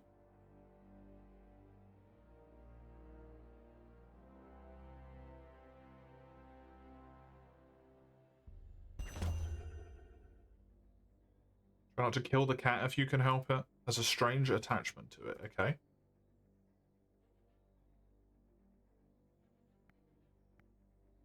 There's casual wear. Do you have to unlock it all in post-game, or do you actually get it in a reasonable time frame? I'll use the scale on the door.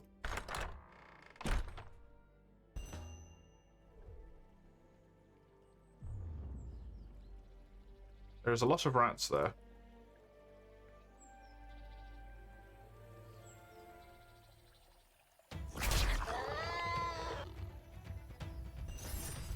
That's not where that cat was.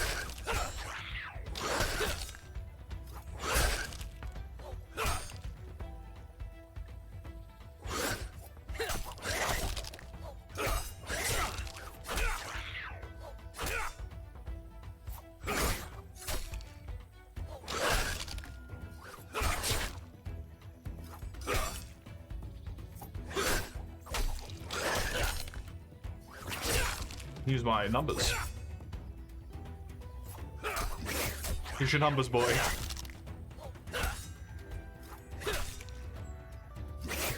Most lewd ones are more out of the way finds. That's nice, at least. The numbers, Mason. What do they mean?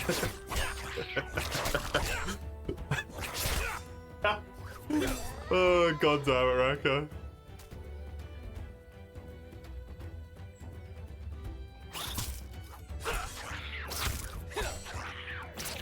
Oh shit, my health.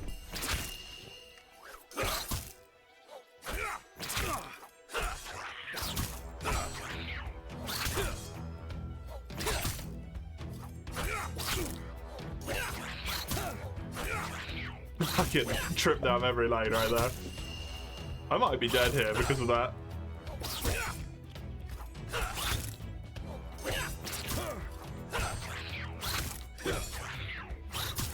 Do this. You kill it slow, but you take less damage.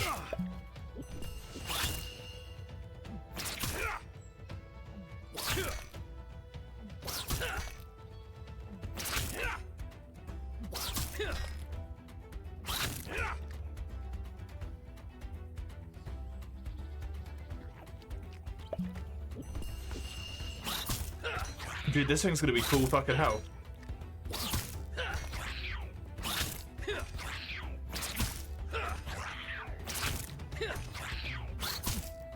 I feel like I'm taking more damage rather than less. You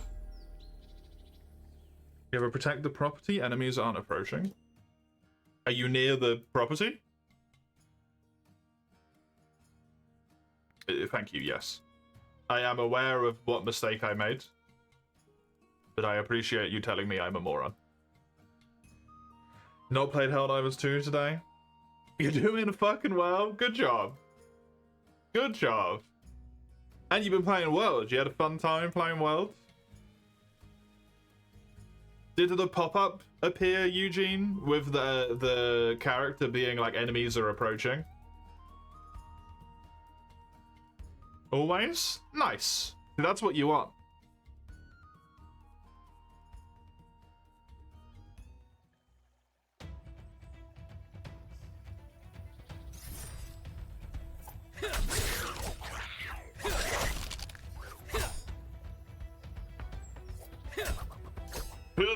I'm good.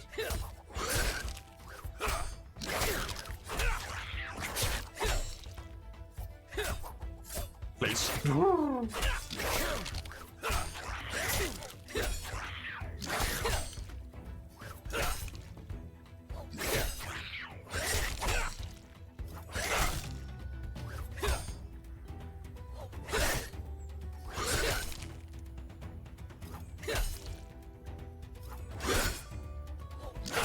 Killed a few, you still have to protect it.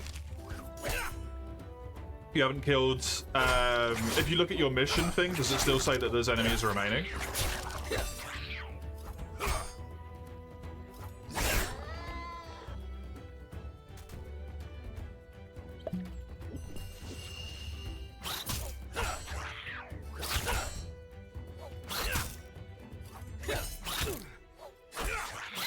Dude, the fucking minions are worse than the bosses. Food time, they probably held Helldivers 2 afterwards. No, you did so well though.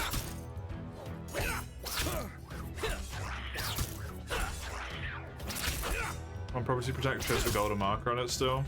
Strange.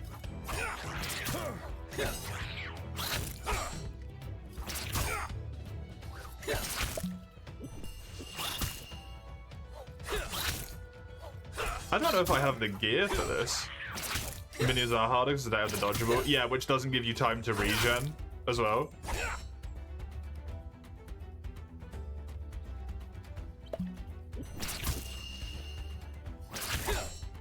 Oh, is Hyphen just saying?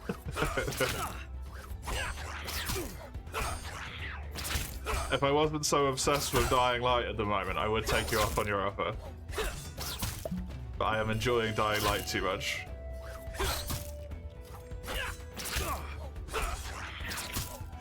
Fuck you then. Okay. Overreaction much? Jeez. Jesus. You are actually gonna get a full healer here. That's so sad. Oh well, at least you'll still be doing your dodgeable attacks, so.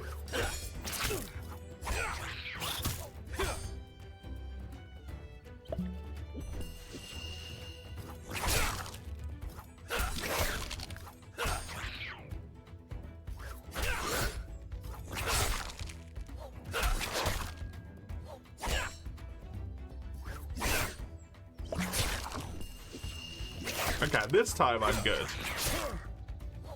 That's the last potion I'll need.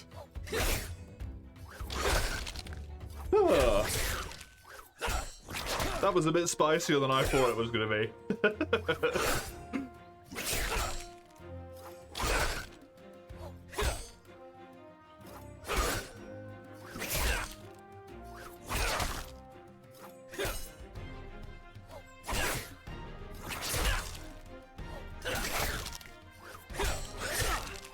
Am I gonna kill it? I was told not to kill it. Okay, no, good. It just ran away. Got a knowledge from that? Amazing.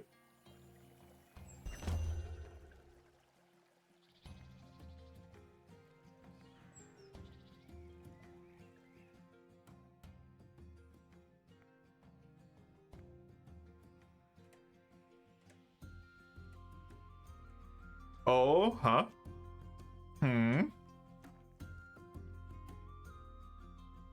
Oh, right. That makes sense, yeah. That's very annoying.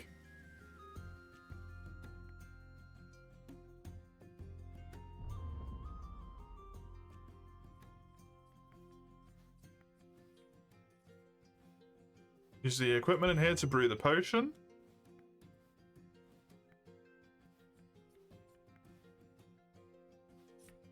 A snake venom remedy. Do I just do it at this? I do. Okay.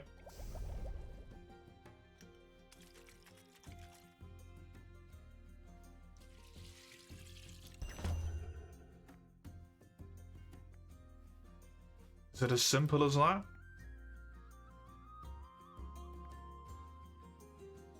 Is that the quest? That was so simple. There was no mad shenaniganry and bollocks and stuff. There was just like one puzzle.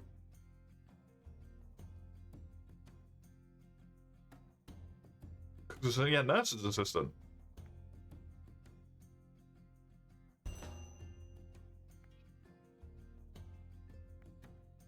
Are you okay?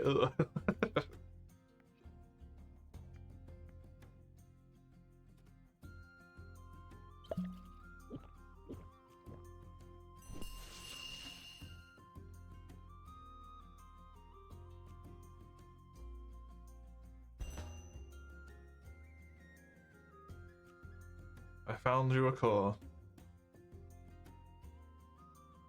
I'm not a doctor, I just wandered in. You get your own potion belt? Thanks. 133k, which is a ding. A forager level, which I did need. And I have a potion belt. Sorry, I can't open the tool belt right now. I'm getting a combat level up.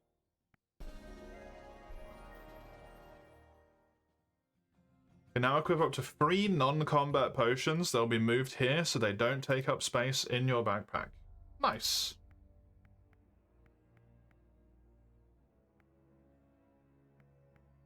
Another quest done. Another quest done. I am combat 142.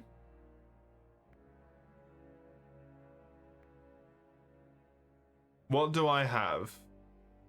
213 is my next one. Which I'm not terribly too far away, so that is definitely happening next week. Brilliant.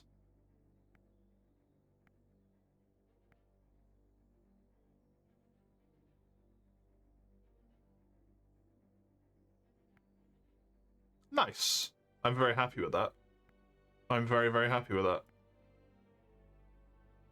Potions are now usable, which I definitely have potions to use in those slots.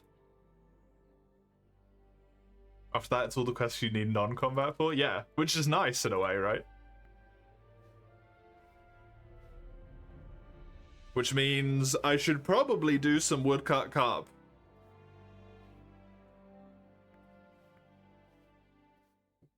When do I unlock the next AFK? At 43. Let's get one more combat level. What?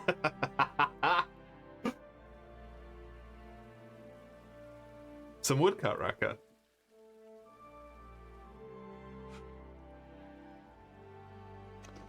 Or as you would probably prefer the skill be called free carpentry.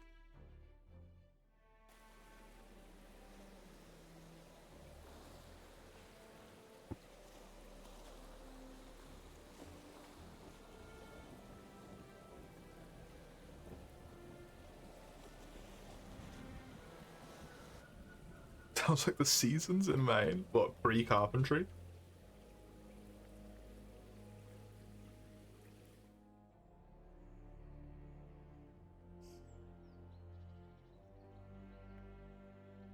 Almost winter, winter, still winter road construction.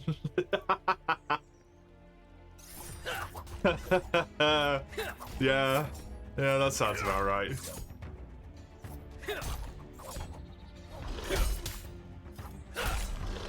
Been bamboozled, little hairy branch dog.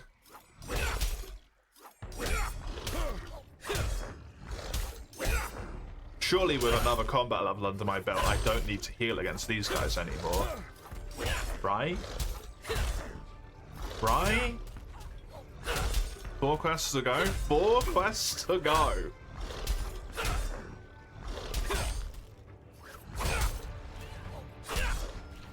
And that was my first 4-star as well.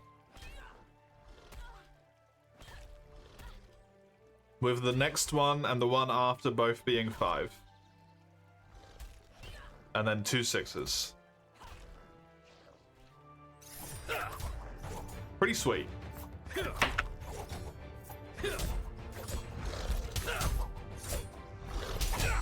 Pretty friggin' sweet.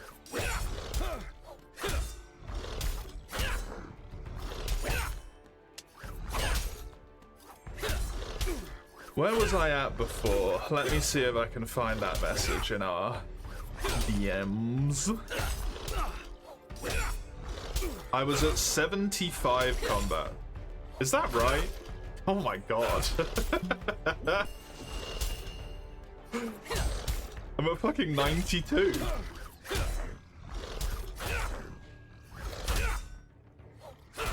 So I'm going to have gone up by 20 combat levels again. Jesus.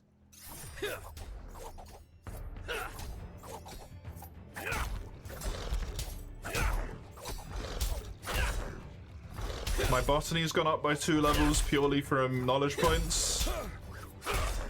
Woodcut's gone up by 3 so far instead of 16. Carpentry's gone up by 0, which tracks. Forager has gone up by 1 again, because of quest reward this time. Surprisingly similar levels gained to last week, seemingly, bar the woodcutting. Very amusing.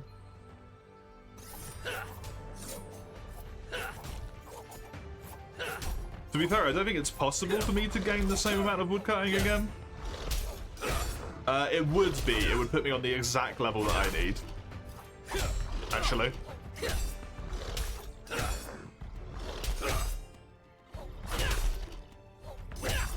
I do think, sadly, that my potions are not going to be enough to see me through. The 300 potions I made are insufficient.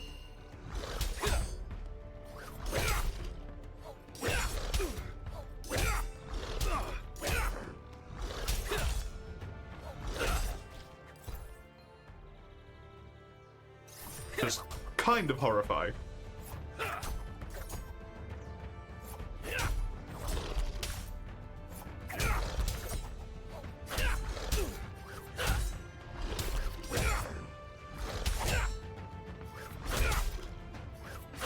I love making them traverse the terrain to get extra time.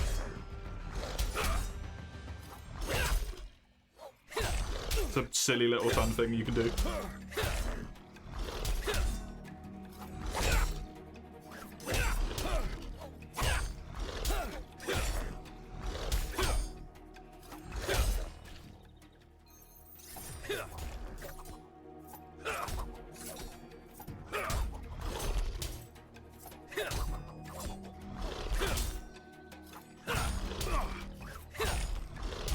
Beat up some cats, go back to killing dogs. That's the life. Apparently.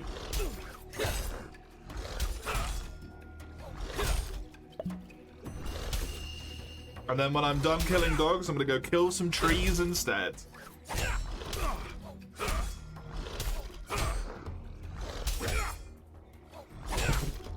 I'm a hero of nature.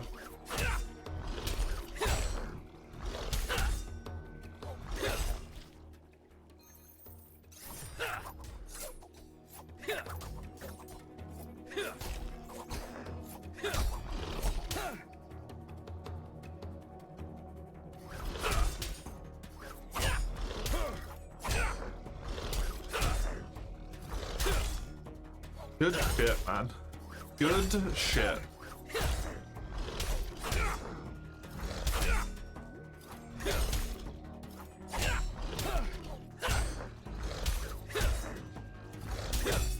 Botanist is the final thing I need. Don't hit high, good. I didn't have time to drink a potion at that point.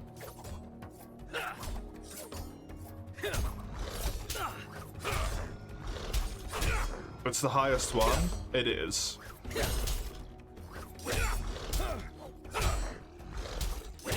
I don't foresee it getting to 64 by the time that I would have the combat levels required.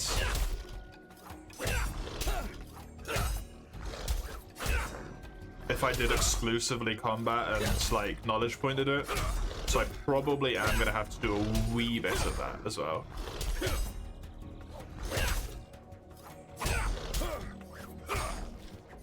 Would be my guess. That's okay. I do not have a problem with that.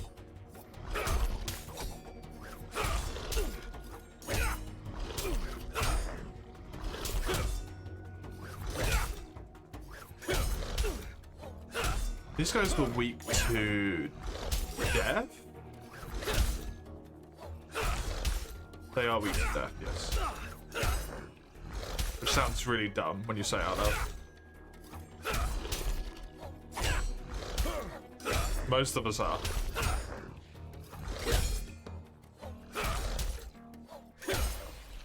Oh! Hey! I'm getting a good freaking setup of rare gear here, man. Been very lucky today. Epic boots, epic chest, epic legs. Already had the epic shield in hands. Very nice.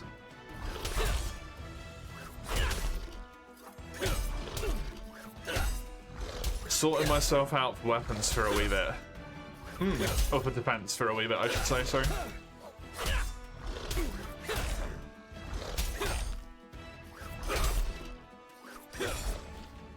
Weapons is, if anything, the issue.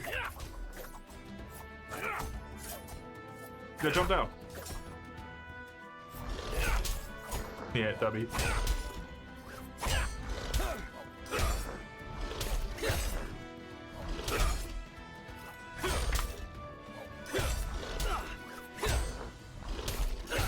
Good.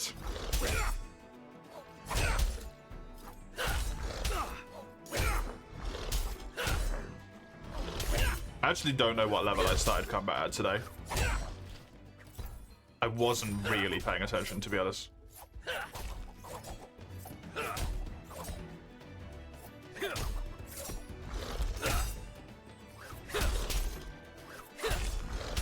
Not 42. Was I on a 38 or 39?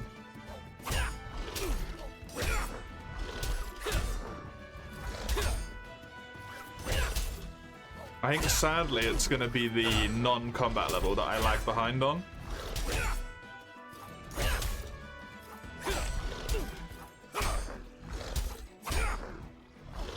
As far as the day is concerned.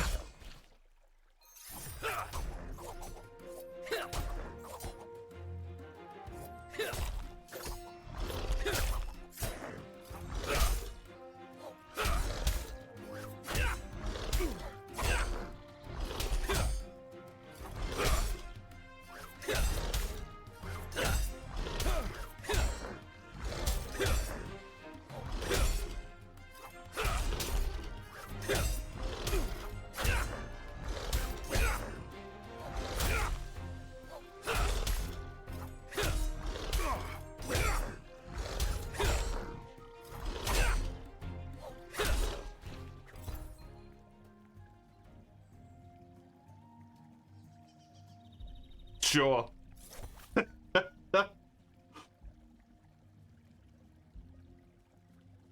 almost got a full set of armor that's at least one tick up in rarity just from this.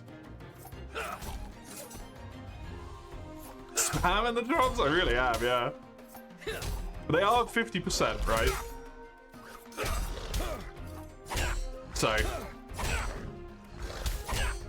it does make sense. At least. I'm not getting, like, disgusting luck in terms of it being normal drum rate. I still feel like I am getting pretty lucky, though. Nonetheless.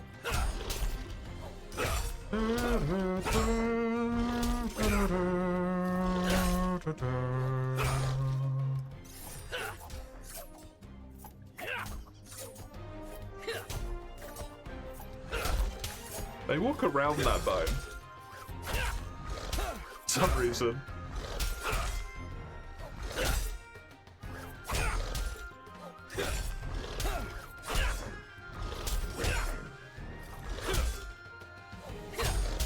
It's a bit weird.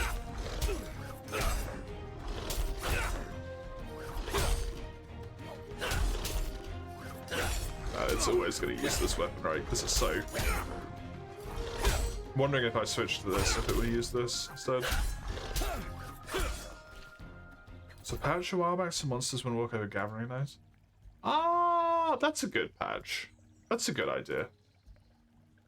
Good funkin'.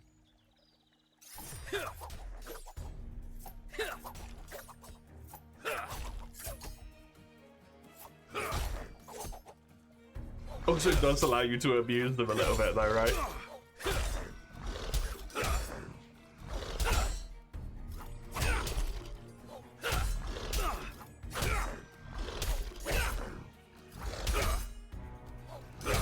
Man, I'm so happy I got another quest done.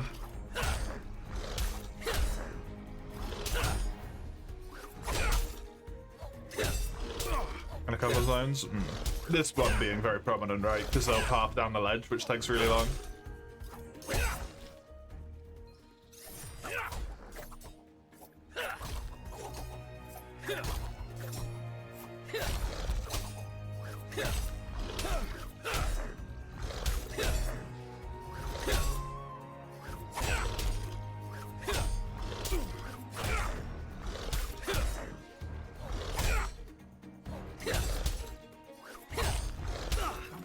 I'm gonna go up into a milestone 2 soon. That's very weird. I don't have anything. Nothing at all.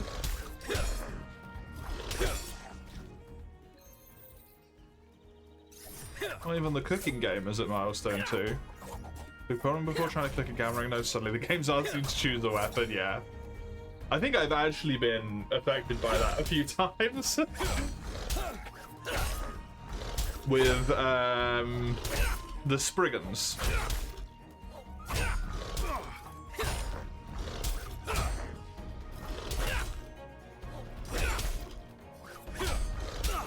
Where I'm trying to click on the tree and then I click on the monster behind the tree. So I can imagine how bad it was with this.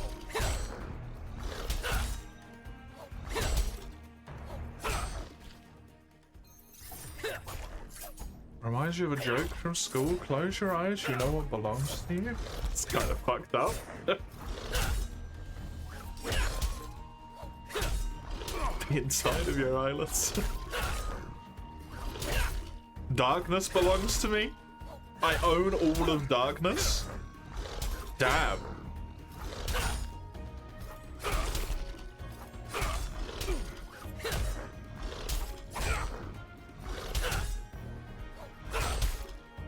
Can you see that it's your eyelids? Then yes. If the light's right, I can.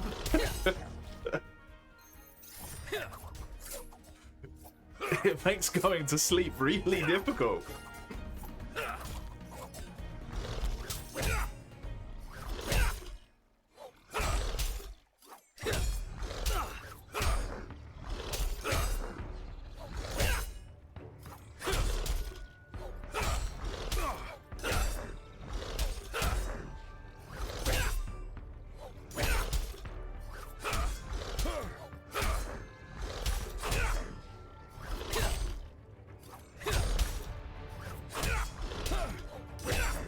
You've implanted a very bad seed into me now, by the way, Rebecca. Sounds fucking terrible now that I've said that out loud. Did not consider that when I started the sentence.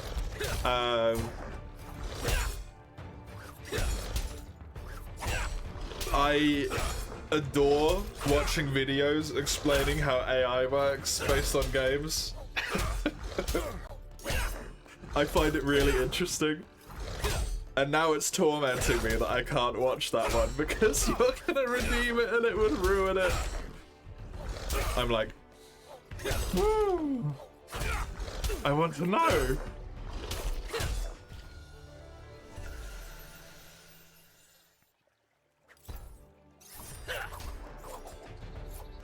Add that to the list of random shit that I know how it works for no reason. Like how the AI and Doki Doki Literature Club functions.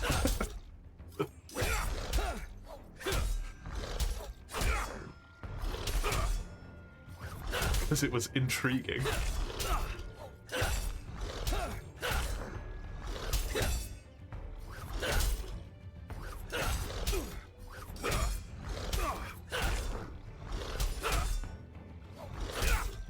I'm gonna be fine here.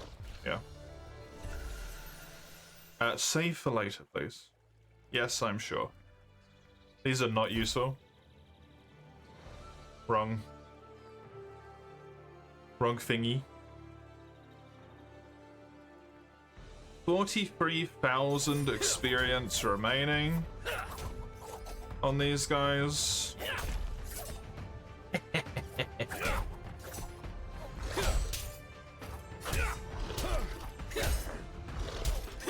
How much do they give me?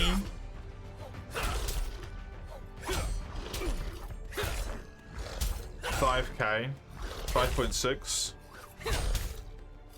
So 9, I think. Either 8 or 9.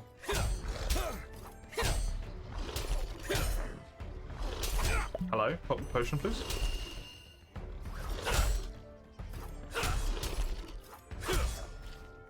And they give me 450 knowledge, which means I will not overflow. I am fine to save that knowledge point. It will be okay. Good goods.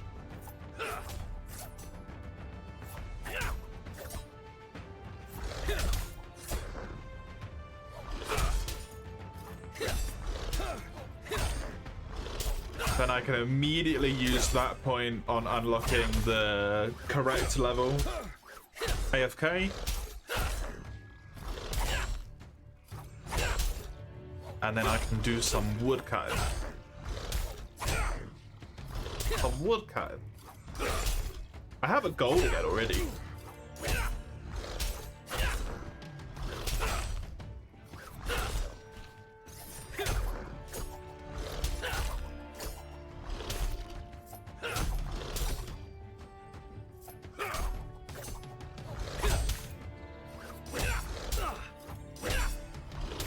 Maybe I should consider leveling this up some more. The two-person saw.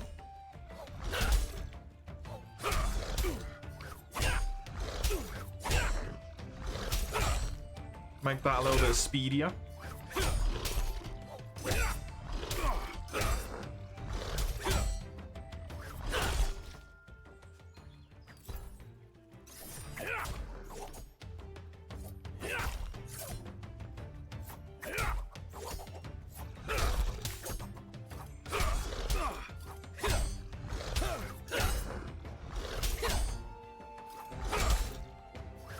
It's probably worth it, especially since I'm going to sell this inventory as well. The only thing I need to really put bits and bobs onto, other than woodcut, would be forager, ideally. I would like to skip as much botanist as possible, but I might need some there. Oh, I didn't, that was unnecessary. I didn't mean to click it.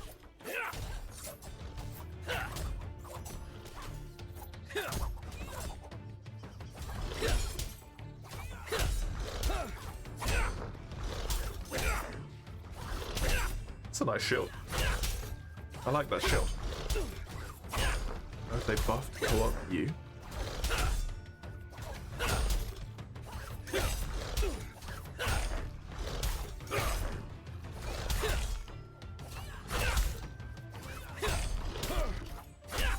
What is the, like...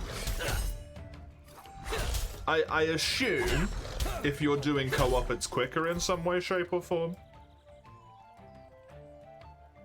What's like the main benefit to it as such?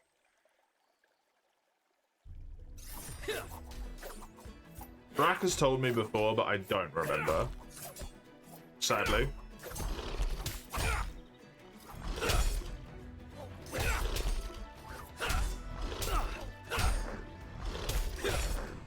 So much effort that it wasn't worth it. Okay, fair enough.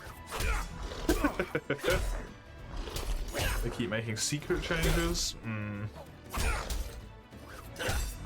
That can be kind of annoying. Was worth fewer coordinators, right?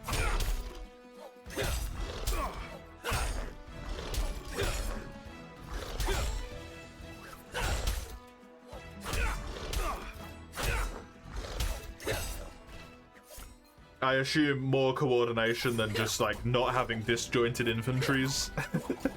For an example. That's the basic level required.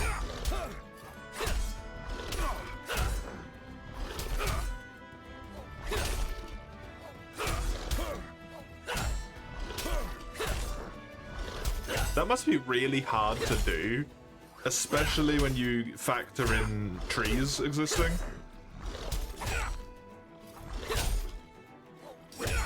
with enchantments.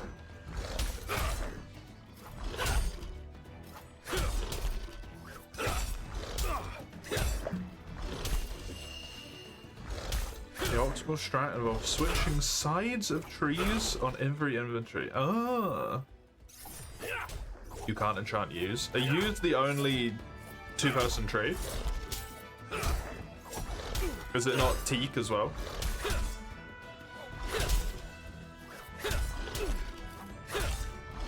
Oh.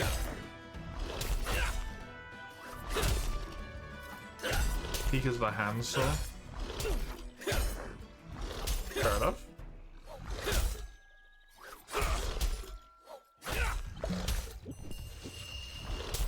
Probably not worth buffing the two-person saw any further than I have then.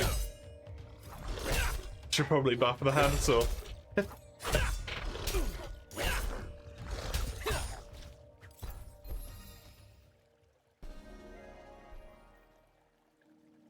Oh, I've done it. That was what I wanted to do. He's done it. The shabby puncupine. There we go. Let me do a little bit of a teleport back to Hopeport.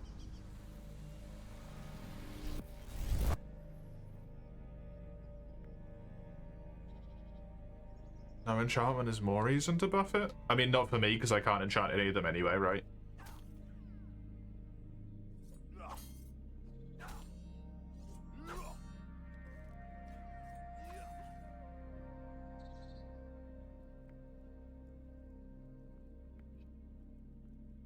So that's not necessarily, like, relevant to a degree.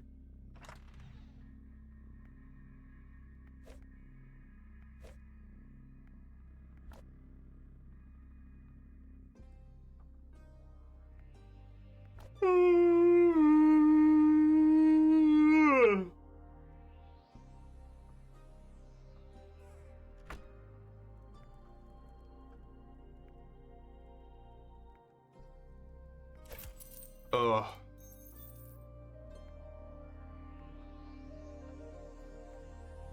I don't know if it's the fact that I've slept poorly twice in a row, or if it's just because this game is so, like, calm and comfy. It makes me so tired. I would just go to sleep. A little bit of both is probably the answer.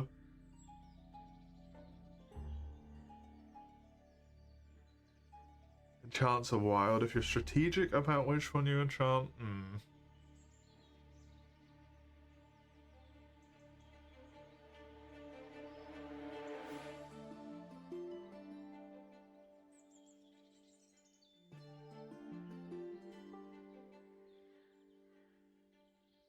Sleep is genuinely considered good for you. I assume that's meant to be.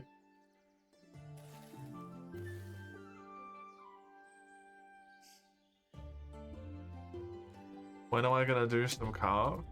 I'm gonna do it all in a row when I've got all of the wood I need.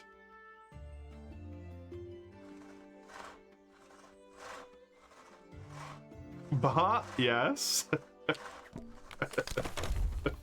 But can't for now? Is that what you want?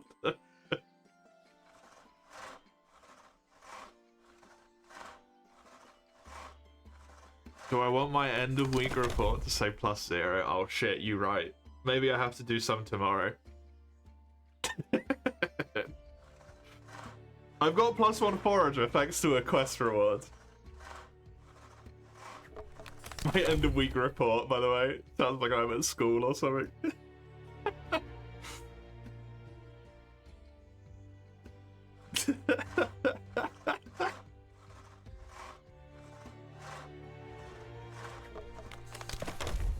I got 5 carpentry levels before?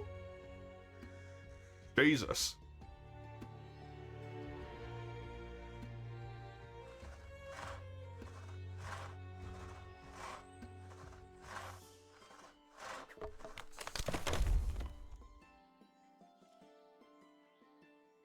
I'll have to do some tomorrow. My thinking with carpentry was I wanted to get all of the wood first, so that I could do whatever was, like, theoretically the best thing at whatever point in time that I was. Rather than, doing a bunch of levels with lower tier wood that I just happen to have a lot of that's kind of crappy, right? That is the actual reason I'm saving it.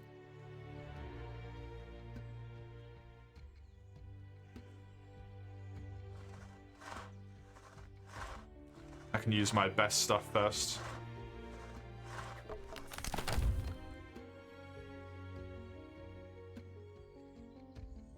Since my assumption is that I will probably use all of my yew and my teak, and then maybe some of my swath.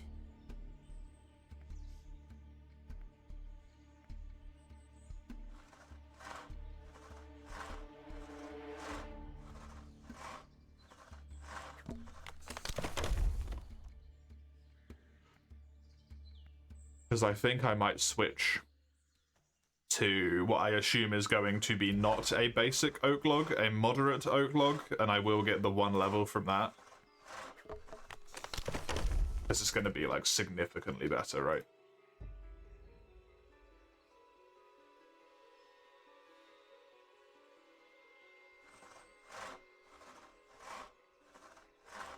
Getting that 1 little level.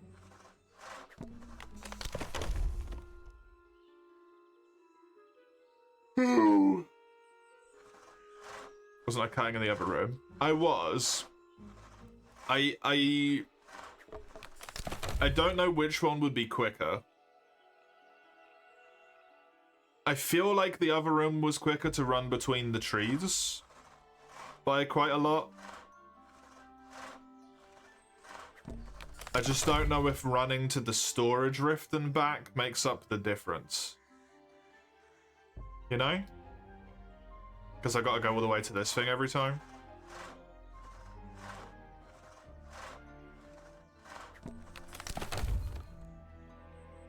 It's something I was thinking about yesterday. Was it yesterday? Last week? What day is it today? Who am I? Yesterday. I just couldn't be asked to actually, like, do anything about it. I was just thinking about it. I think it might be better in the other room.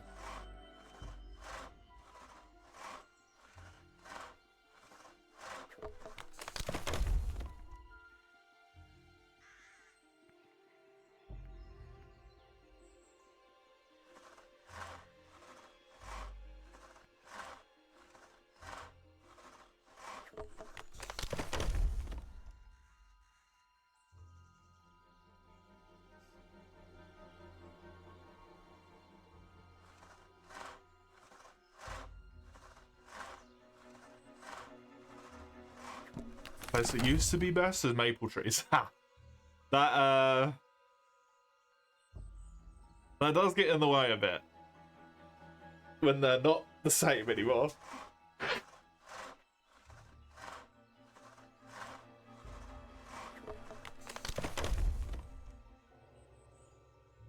Oh, I gotta say, by the way, I'm so goddamn happy that this is filled in now.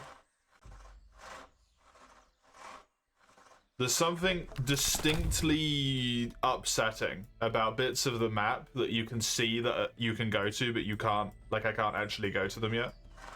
And they're not filled in. Like this. This is very frustrating. I want my map filled in. So I'm glad that little room back there, the garden has been corrected. That will be a while, yeah. I'm assuming.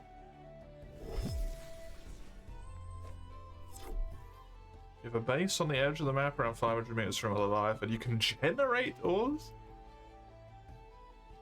Nice. I feel like this room is a lot quicker because you don't do as much jumping as well. Like, the room's closer together, the trees are closer together. But I don't jump up and down. I only have to do that for this one.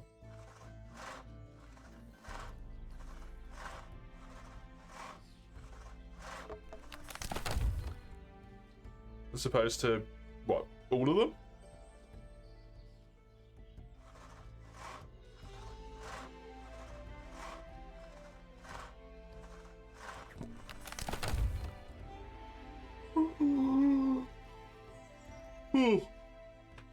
Legend the killer of speed, yeah.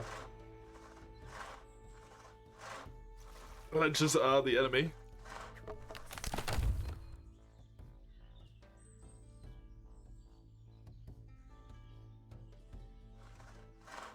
You can tell it's so much quicker as well because I can get back to the tree before they reset. Which is a massive difference.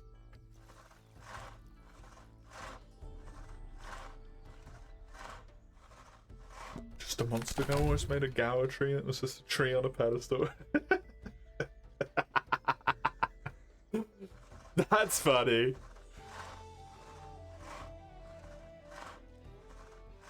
That would have been great.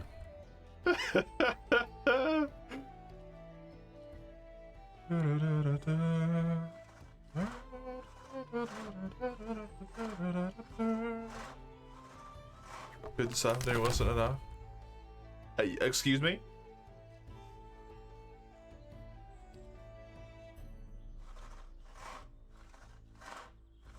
That's not food.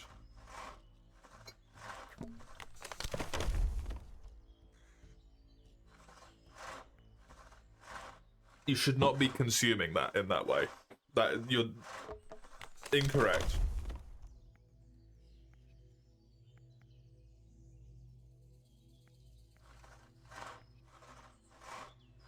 I don't want to tell you you're doing it wrong, but you're doing it wrong.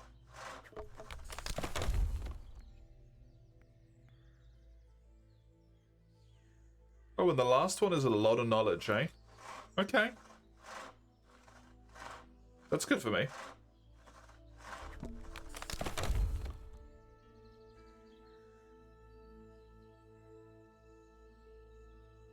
Oh god, that's in there forever now. Oh no.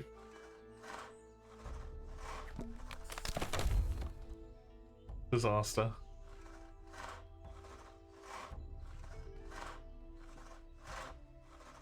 Is your cozy morphing going well, Eugene?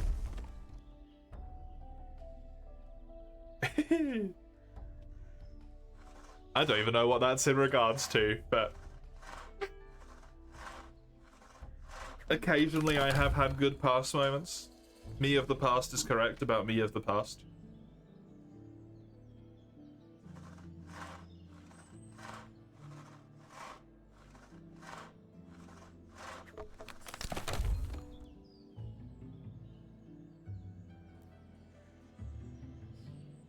Frontier. Oh Jesus. Well, that wasn't good then, was it?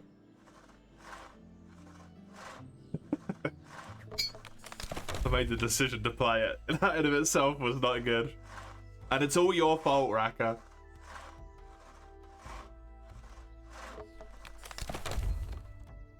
It's all your fault. Tomatoes, pasta, arugula, mozzarella, cucumber, and pesto.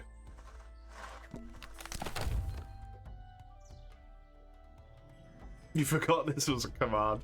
It's a good command. You're welcome.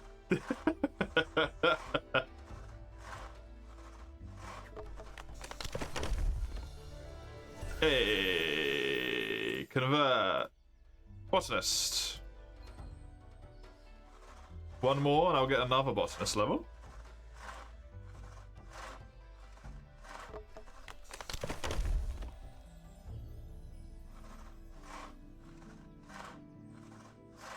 That does sound... Don't call it your special salad.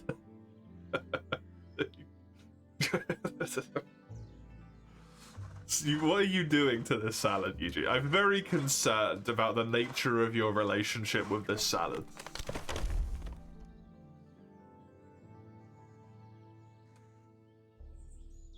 Other than the tomatoes and the cheese, it does sound pretty damn good, even to me, to be honest.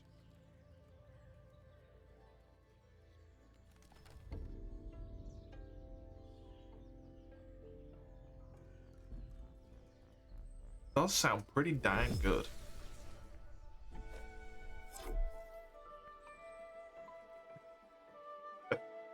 Yes, my dear.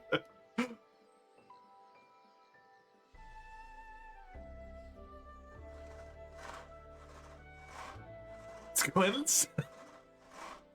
I feel like it was a fair and reasonable concern, okay?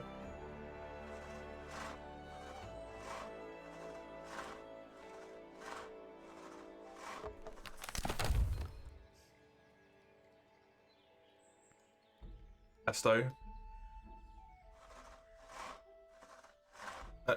Green pesto? It's not white pesto or something, right?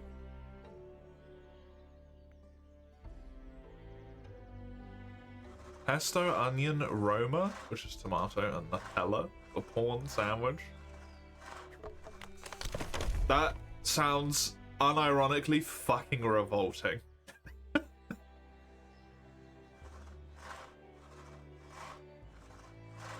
That might be like one of the worst combinations of ingredients that I've ever read together. Onion with Nutella. No, don't make fucking Craigasm at that.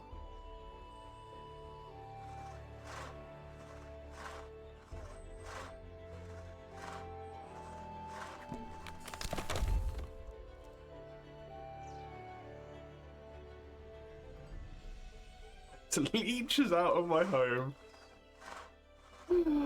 It is real. It is true. Unfortunately.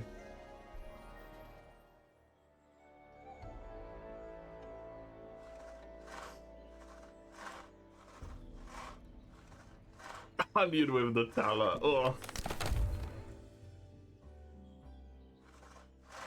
You died twice, but last mission was a success. Yeesh. Good, at least. Dying is not great. That game is hard, man.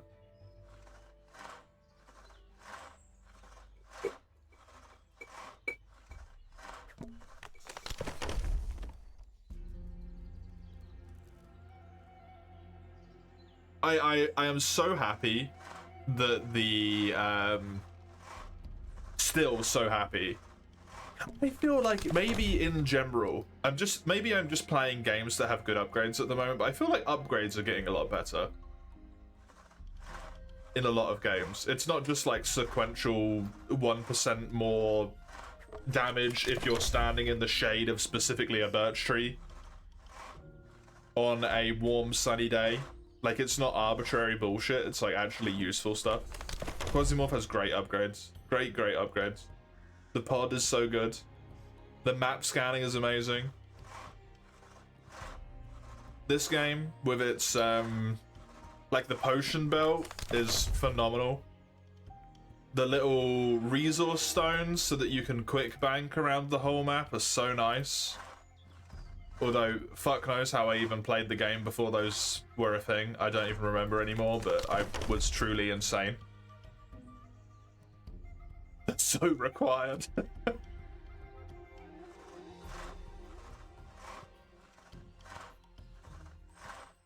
Although I think they're baseline now, right? I don't know if they are. Are they baseline now? Fire Rush, 32 Carpenter. Yeah, I did, that's true. They are good.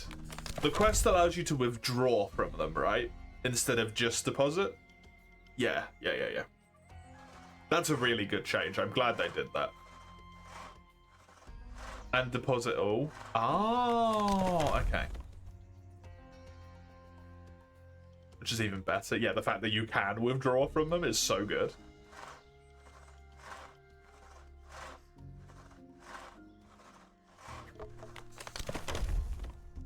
I feel like I've been kind of blessed with games that have upgrades like that recently. A lot of games with just a lot of good upgrades.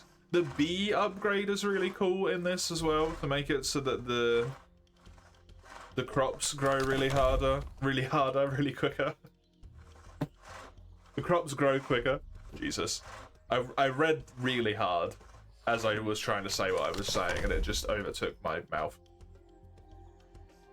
What was baseline to Encosia Brighter Shores? In this game, they changed it so the little storage rifts are baseline now. Games quest rewards are great, yeah. They really are. I'm really intrigued when they rework the combat system, how they are going to, if at all, change the quests that already exist to also grant you, like, bonus skill points or whatever that you otherwise cannot get from leveling.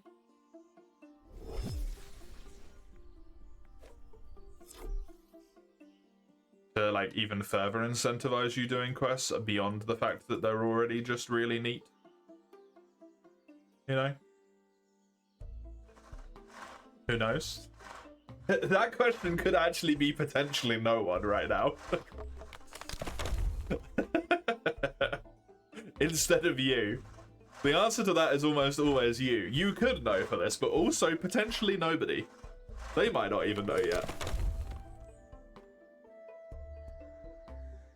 The upgrades in episode 3 go hard. The newer one that got released seemed really good. Not really knowing anything about episode 3 or how it works, but that newer one seemed crazy good. Like doubling your capacity for a whole bunch of different machines seems kind of fucking nuts.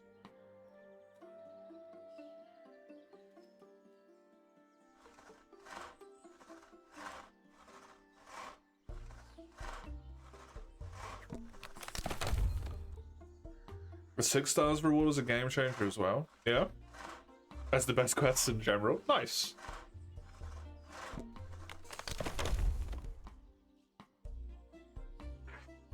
I wonder when they release episode 5 if it's gonna come with the full suite of quests already unlocked, or if they're gonna drip them as well.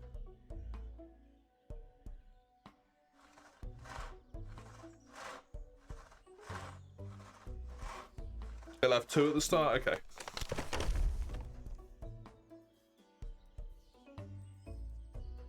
If they pump it out at the same pace they've been pumping shit out already, though, it will have the rest of them real fucking quick.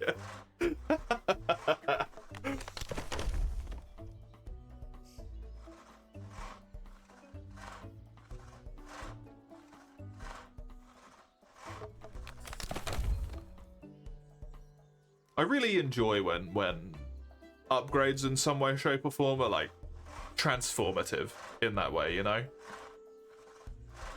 Make a significant difference. Same with Stardew.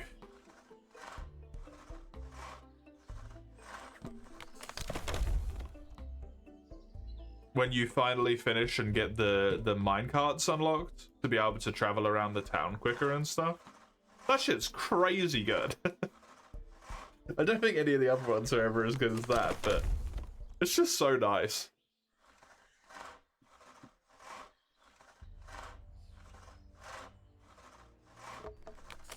New episode's gonna start off pretty empty. People who come back will have all the new stuff and old ones. Yeah, exactly. I'll add stuff over time. Yeah.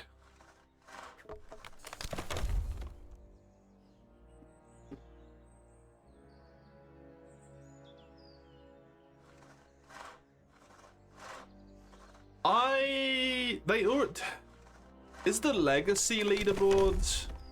That's just for Forager, right? Or is it for the different combat ranks as well?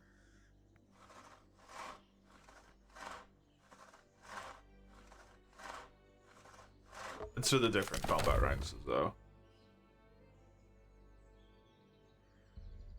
I wonder if they're gonna do something with overall rank.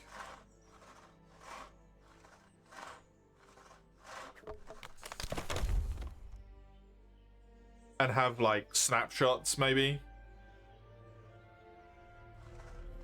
Yeah, that's what I thought, right? Because combat level and total level are going to change every time.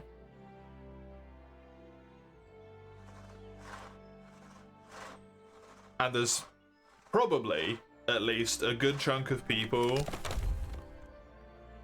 on this list here of these 9 people that potentially won't play the game again. This person is 1 level away.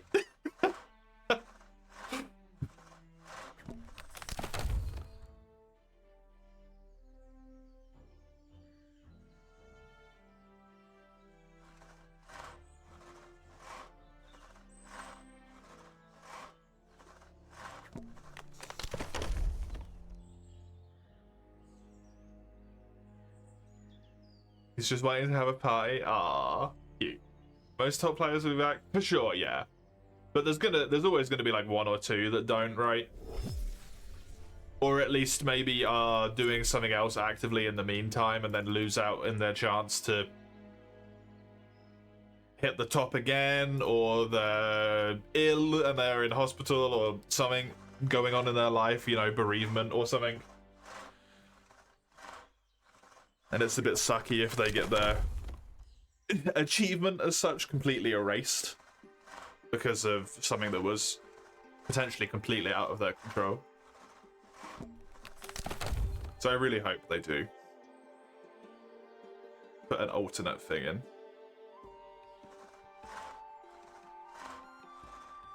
One guy has all 3 characters. 3 characters all at 4,000 plus. Jesus.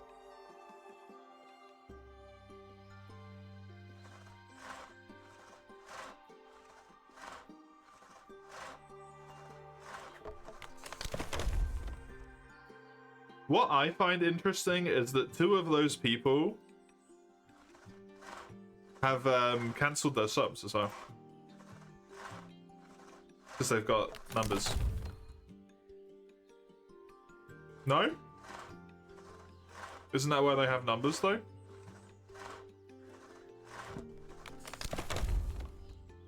You keep your name? They're just too cool to get a unique name. Oh, okay. Maybe they just want the number 1. It is very funny that someone who's named number 2 is number 6 on the leaderboard, and number 1 is nowhere to be seen.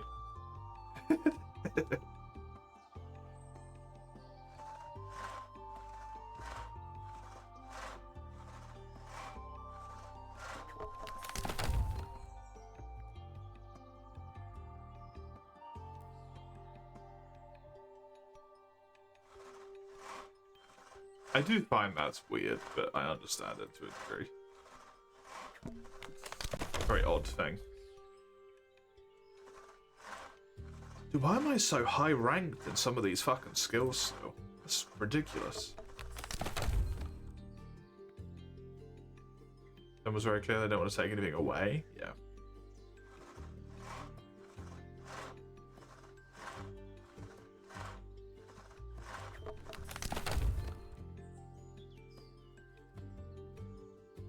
Fair enough then.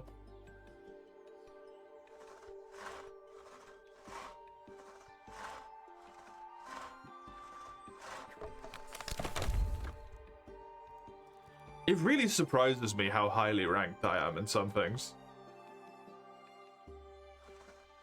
Like, I know there's a bunch of people who played the quests that were in the game at release and then probably never played again.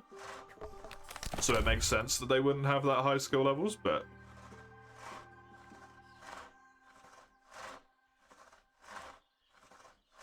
the fact that I'm top 5k in Hope Port, and probably going to be that in Hope Forest as well.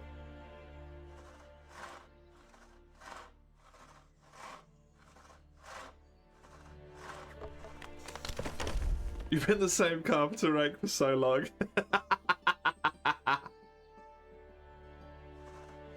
Alright, alright. Makes sense to me.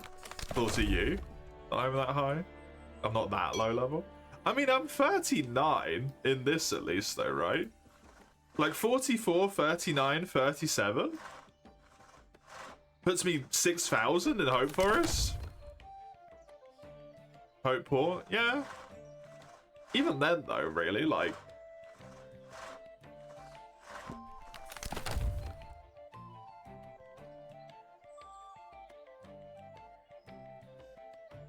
Most people have 20 in each. You've got to get to 50 though, because of the capes. Look at the capes. I don't even know what cape I have right now. Just Gatherer? Or Forager or whatever the fuck it's called. Yeah, it is.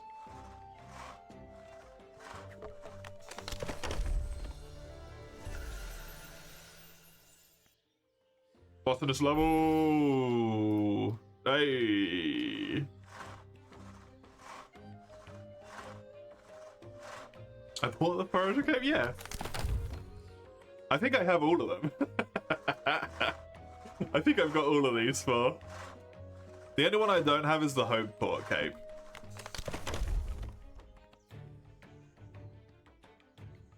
Because I think that actually costs like 8 gold.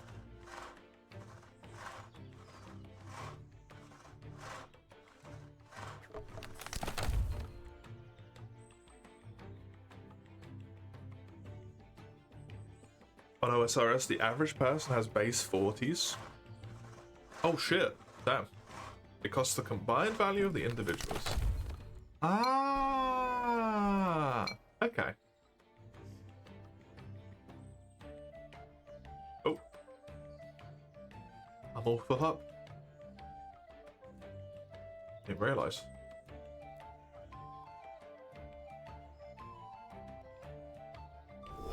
I do think so, yeah. Sadly, I wanted to get that woodcutting 40, but... teleport to Hopeport.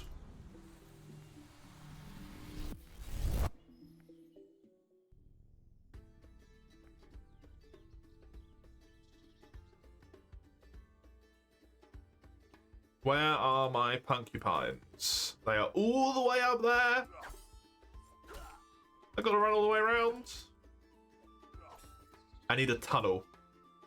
I want a tunnel from the sparring arena to the salmon falls. Just salmon jumping through the sparring.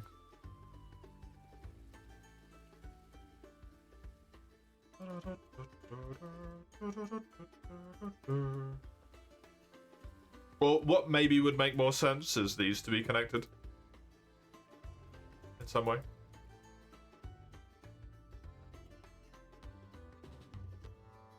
Here. I love that because that gets in range, you can do that. Easy little run way further than you should be able to go. There was another teleport. Yeah, that would be good. I want to know what's in here. But we have a teleport. There is 2 for forest, right?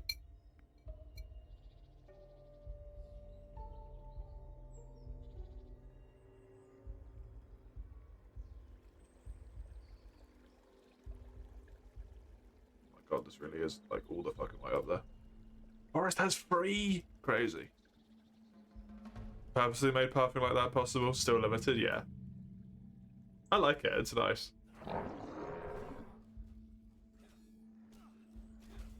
Alright, buddy.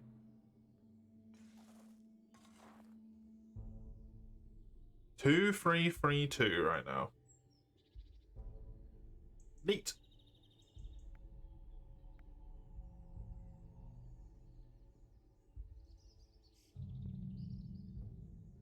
Hi, friendos. Question? Yes.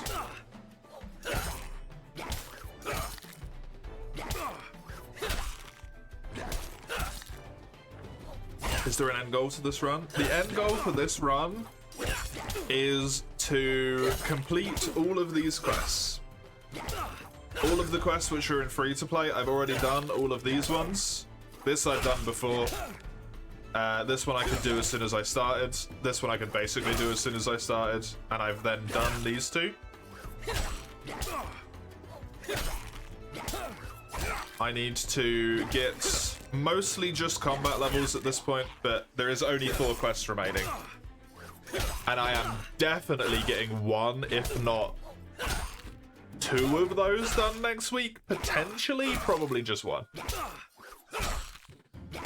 But yeah, that is me done for today. I will be back with more of the same as it was today, but tomorrow you can see when on that little linky link there. Other linky links, if you care about them, are there and there. Till I see you next time. Enjoy yourself. Have a good one.